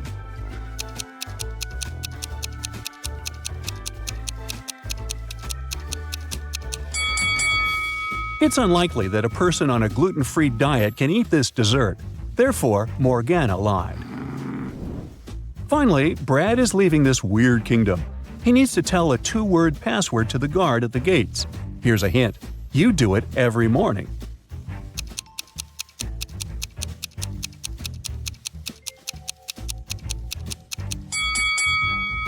And the password is wake up. Whew, that was just a dream. Or was it? Becky and her mom decided to travel to New York City for the holidays. They spent the day sightseeing and arrived exhausted back at the hotel. They got inside the elevator and pressed their floor number. When the elevator came to a stop, they got out and headed straight to their room. When they tried opening the door with their key card, it wouldn't work. Becky's mom went down to the reception to get a new key card, while Becky waited by the door outside the room. But when Mom arrived back at the room, Becky was nowhere to be found. Look at the image. Can you guess where Becky was?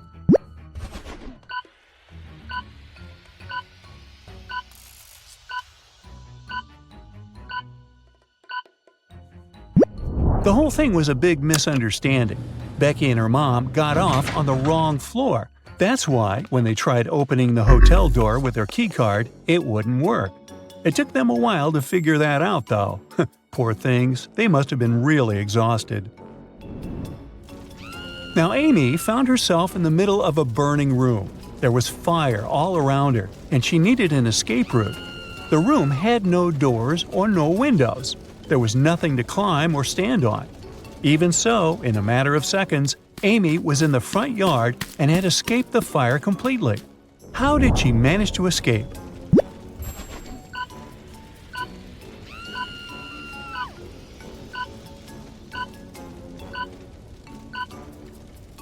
The room had no doors, so she simply escaped through the doorway.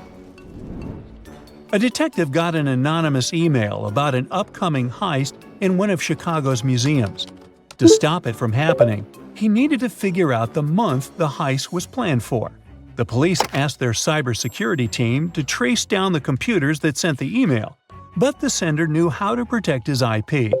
All they could find was a combination of symbols. Look at these symbols and see if you can figure out the month the heist is going to happen.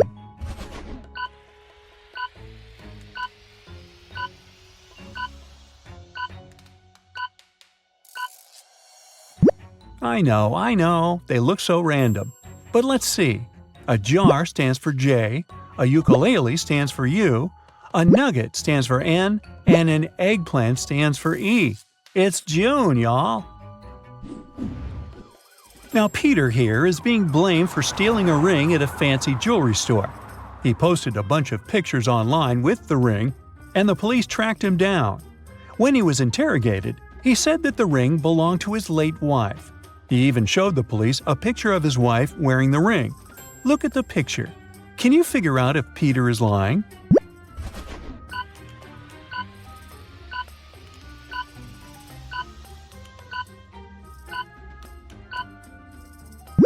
Sure, he is lying. I mean, how could the ring fit both his and his wife's fingers? Unless she had really fat fingers.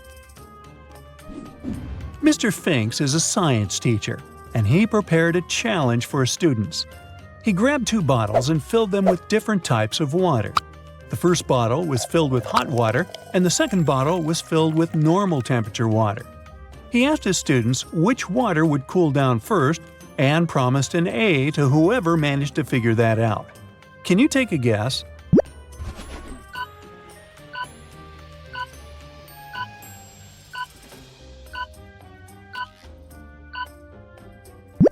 The hot water bottle is going to cool down first because hot water has lower density. They have to be cooled down using the same exact method though, like with the help of a fridge, for example. Who knew, huh? Lucy's mom has 3 daughters. Her firstborn is Mandy, a successful entrepreneur. Her secondborn is Sarah, who is just finishing her PhD. Can you figure out who is the last daughter?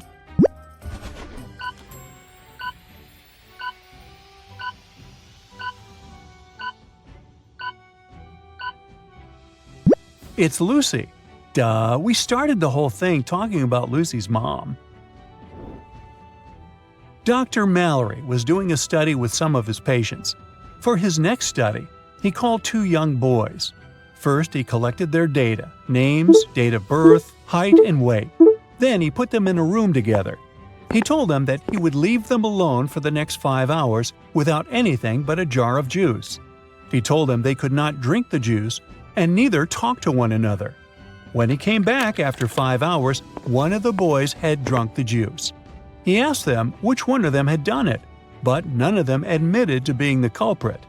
How could the doctor find out who drank the juice?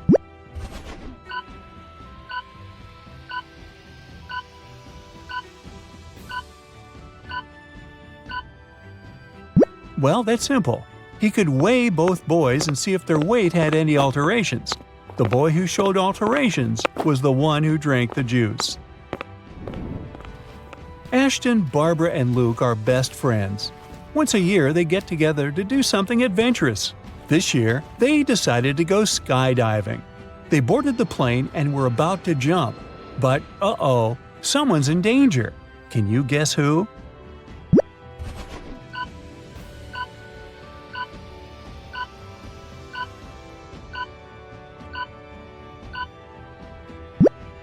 It's Ashton.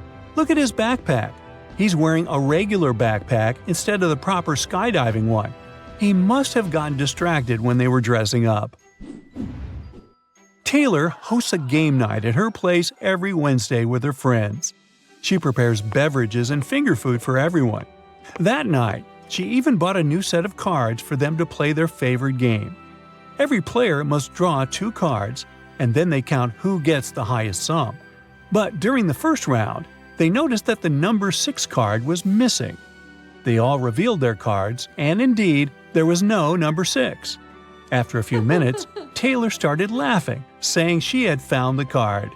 Take a peek at the image. Can you guess where the card is?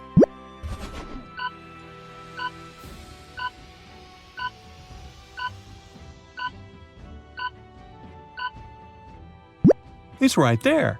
That card is not a 9, it's a 6. It was just turned upside down. Ricky has made a career of busting myths. One day, he got a call from a neighborhood watch saying there was some spooky activity going on in the town's abandoned manor. Neighbors complained about hearing screams, and one person even said they saw a ghost in a clown costume. Ricky went to check it out. Inside, he traced the noises all the way to the attic. The first thing he found was a broken music speaker, replaying the same part of an old song. Then he saw a clown costume in an open closet. Below the costume, there was a can of spray paint.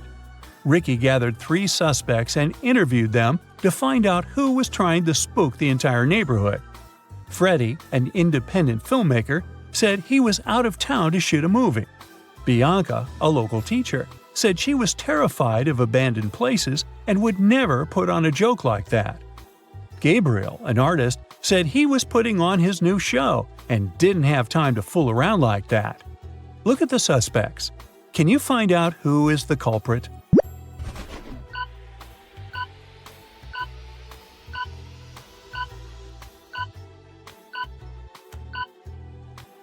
Is Bianca.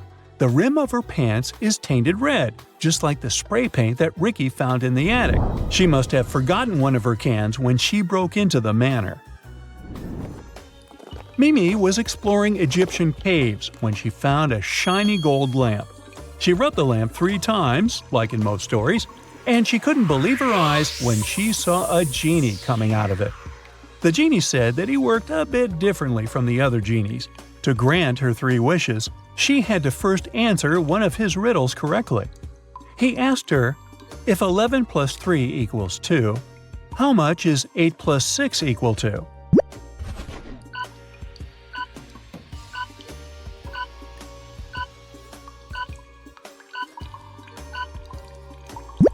She needed a watch for this one. 11 o'clock plus 3 equals 2 o'clock. 8 o'clock plus 6 equals 2 o'clock too. That's a lot of 2s. Get ready! These riddles will show you how attentive you are and how sharp your eyesight is. Let's rock it! Yeah. Esme, Evelyn, and Elise are drinking coffee. Ava, Ella, and Emma are drinking soda. Is Esther going to drink coffee or soda?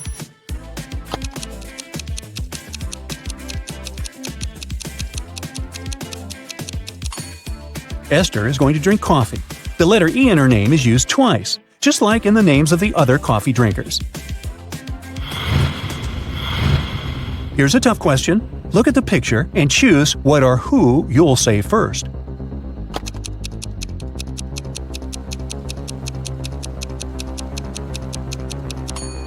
You should save your family first. In any family, there are several people. They can help you save the rest of the people and the money. Look at these pictures. There's something wrong in one of them. Can you figure out what it is?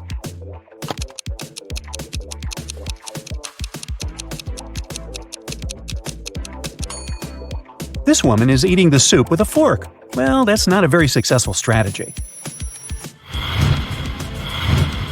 Let's look at this picture. At first, there may seem like there's nothing in it but 3 bright stripes of different colors. But if you squint, you might find something else there.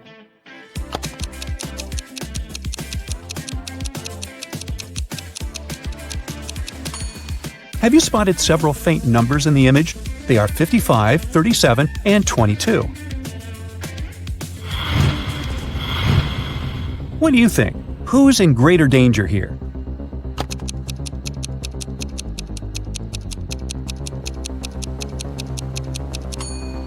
It's the woman. If the man doesn't provoke the sharks, they might just circle him a few times and swim away. Or they might not be interested in humans altogether. But the flames won't be so hesitant. Stephen's family was away for the weekend. When they came back, they found Stephen injured and unconscious in the living room.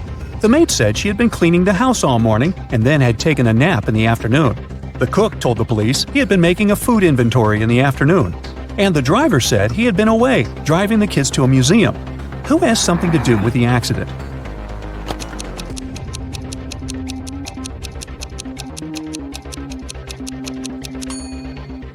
It's the driver. The whole family, including the kids, were away on the weekend. He couldn't have driven them anywhere. Now, are you witty enough to crack the following riddle? What tastes like an apple but is green in color?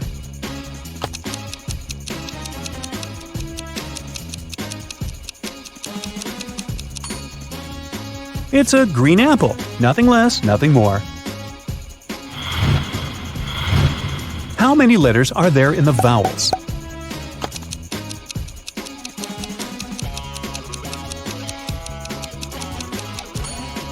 There are 9 letters. Count yourself. The vowels. Mary went to a massage spa to have let's assume it's a massage. Great choice. She was having such a great time that she dozed off. When it was time to pay, the woman found out that her money was missing. There were 3 people who could have taken the money.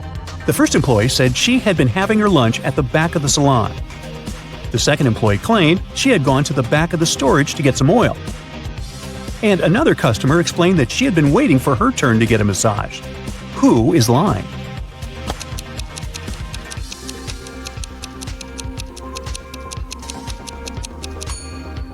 The second employee. Why would she need to go to the storage if she has a few bottles of oils right there? Which banana, in your opinion, is the best and ready to be eaten?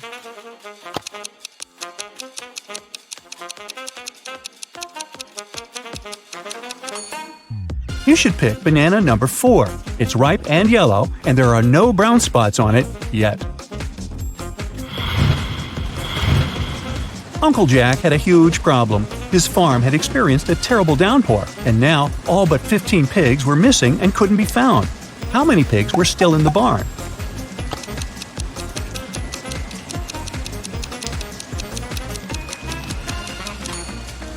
$15.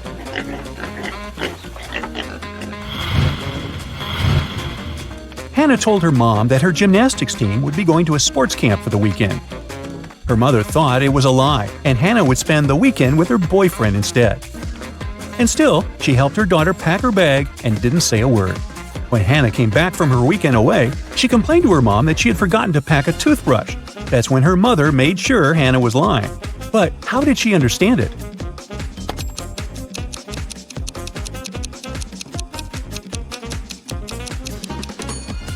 The woman put a toothbrush inside Hannah's rolled-up sports clothes. If the girl had indeed gone camping, she would have unpacked these clothes and found the toothbrush. Can you figure out what is dark but made by light?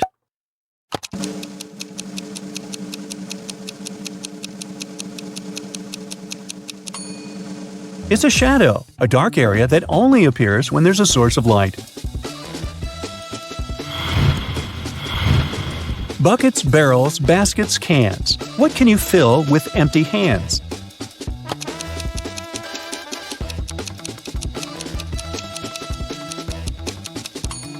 Well, if your hands are empty, you can only fill gloves.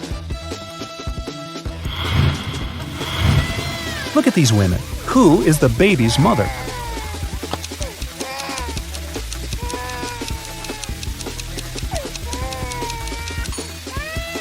It's the woman on the right. Have you noticed diapers lying in the corner? Now pay attention to these people and to what they're doing. Can you figure out which one of them is left-handed?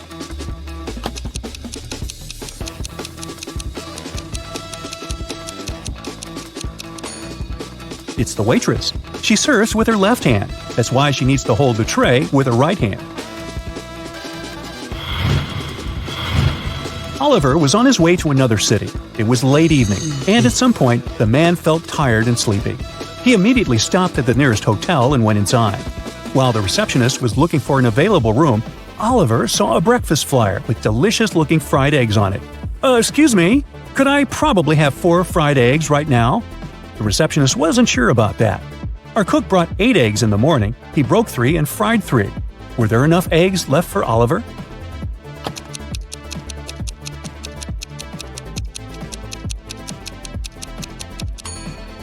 The cook broke 3 eggs and cooked them. It leaves us with 5 extra eggs, which should be more than enough for Oliver. Some people hate it and some love it. It changes people's thoughts and appearances. If a person takes care of themselves, it goes higher. Some people manage to hide it. Others try but fail. But whatever people do, it never goes down. What is it?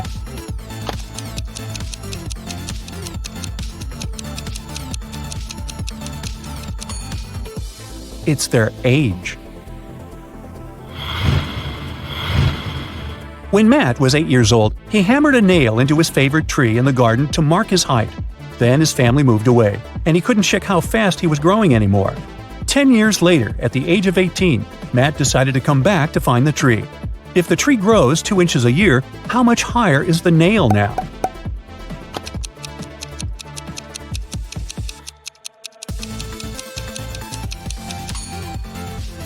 The nail's going to be at the same height.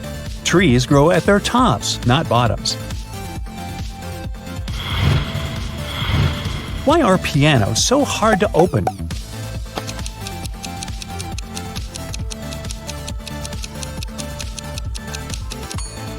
The keys are inside. Mike was on his way to visit his grandma, who lived on the other side of the valley. It was her anniversary, so he wanted to give her the cakes he had made. Between Mike's house and her house, the guy had to cross 5 bridges, and as it was in the land of make-believe, there was a troll under every bridge. Each troll insisted that Mike pay a troll toll. Before the guy could cross the bridge, he had to give them half of the cakes he was carrying. But since they were kind trolls, each of them gave Mike back an entire cake. How many cakes did Mike have to take with him to make sure that he arrived at his grandma's house with exactly 2 cakes?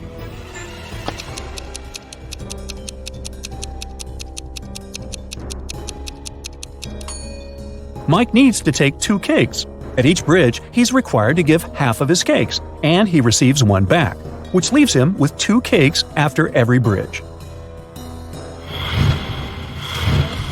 Mr. Brown opened a newspaper in the morning and saw a headline, "Workers want to make less money." He was confused until he read the article. What was going on?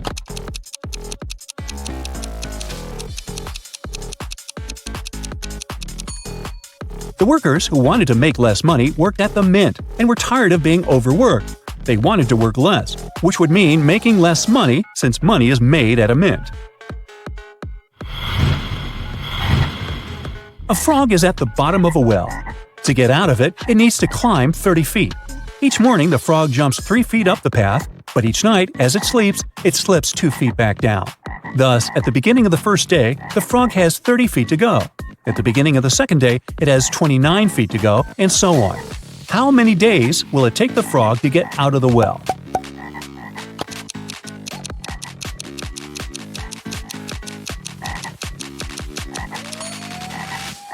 It'll take 28 days for the frog to get out. In other words, it will get out on the morning of the 28th day. This is because at the beginning of this day, the frog has 3 feet left to travel. And since the frog jumps 3 feet forward each morning, it will jump out of the well on this day. Reddit.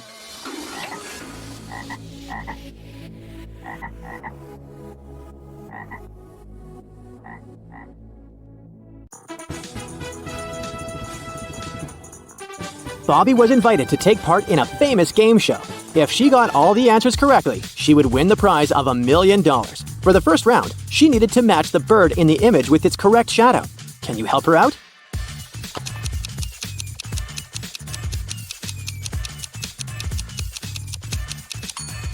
Yep, it's the 5th shadow. That's the correct one. For the second round, she needed to solve this rebus puzzle. Take a look at the image. Can you help Bobby figure out the next 2 letters?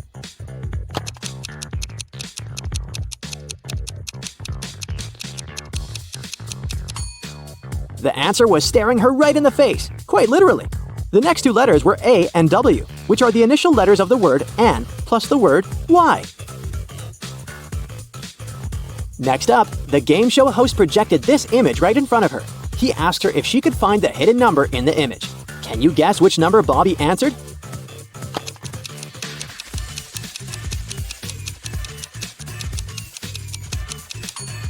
Number 2. It was hidden right there in the middle. Since Bobby was getting everything right, the game show presenter decided to make the riddles more difficult. He asked her how many circles were in this image. Can you help her out here?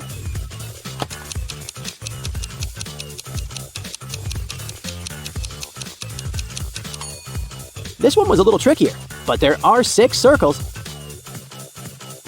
Bobby was getting closer to the final round, so the host decided to make her life a bit more difficult.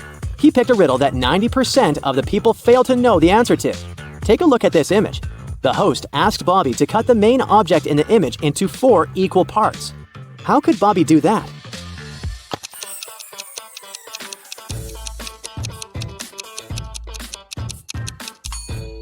There it is. You just divide the big shape into smaller versions of itself. To win the final prize, the host came up with a riddle on the spot. He asked Bobby, "On my way to Berlin, I saw a man with 7 wives. Each wife had 7 sacks. Each sack had 7 cats. Each cat had 2 kittens. How many were going to Berlin?" Can you help Bobby figure out the answer to this riddle?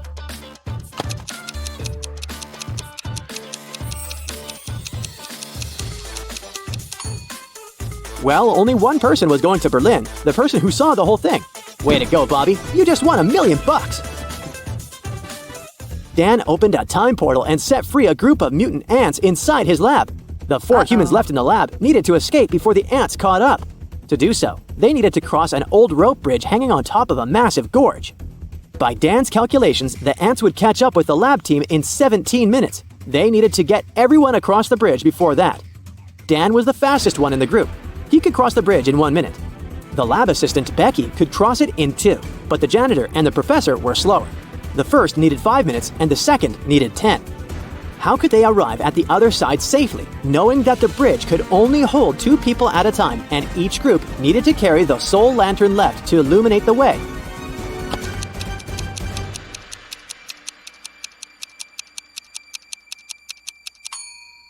Here's how it works. Dan and Becky cross first, carrying the lantern. After 2 minutes, both of them are across the bridge, and Dan, the quickest, runs back with the lantern. Then the professor and the janitor cross together, taking them 10 minutes. In total, 13 minutes have elapsed.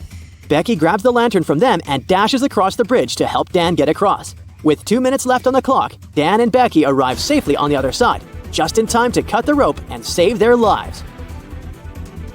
Alice had an epic fight with her best friend, Jen. They were supposed to go hiking together, but after the fight, Alice decided to go alone. After a long walk, she found a place to settle down for the night. She made all the provisions to have a safe camping night, but the next morning when she woke up, she saw that her food bag was empty. Someone had stolen all the food inside and only left the bag. Take a look at the image. Can you find out who the culprit was?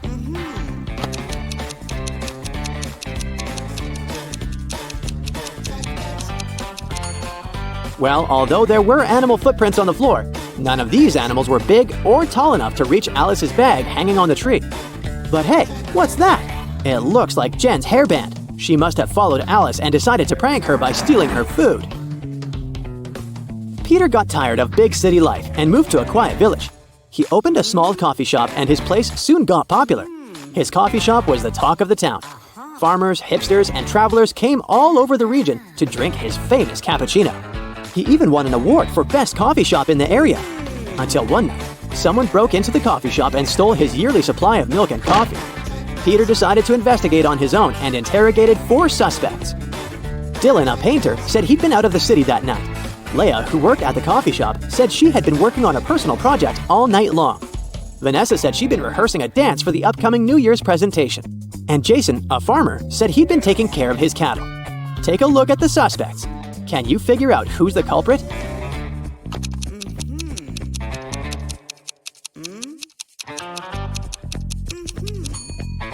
They sure didn't have the best alibis, but the culprit is definitely Vanessa. She said she was rehearsing for a New Year's show.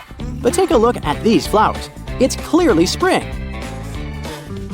For a school challenge, 100 students received a number between 1 and 100. Each student was instructed to go inside a classroom that had exactly 100 boxes, randomly numbered between 1 and 100. Inside each box there was a slip of paper, also containing a random number between 1 and 100. Now, each student needed to enter the classroom on their own and find the box that contained the slip of paper with the student's number on it. But to do so, the student was only allowed to open a maximum of 50 boxes.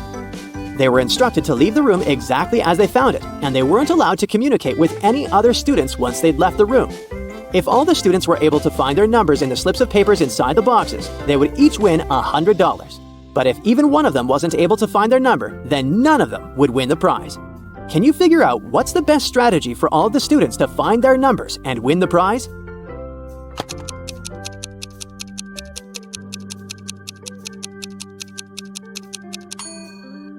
This riddle sure isn't obvious, but let's check out how it could work. If each student searched for their numbers randomly, they would each have a 50% chance of finding the box with their number inside. This is so because there were 100 boxes and they were allowed to look inside 50 of them. However, the probability of all of them finding their own number following this random strategy is absurdly small. So, to increase their chances of collectively finding their numbers, they would need a better strategy. The students could use something called the loop strategy. Once entering the classroom, they should go directly towards the box that had their number on top of it. The number inside probably wouldn't be their number, but that's okay. They should check the number inside the box and go look for the box with that same number on top of it, and so on and so forth. They should keep doing this until they find a slip with their number on it. This strategy means that 31% of the time, all students would be able to find their number and win the prize. It's not a huge probability, but hey, at least they'll have fun trying to figure all of this out.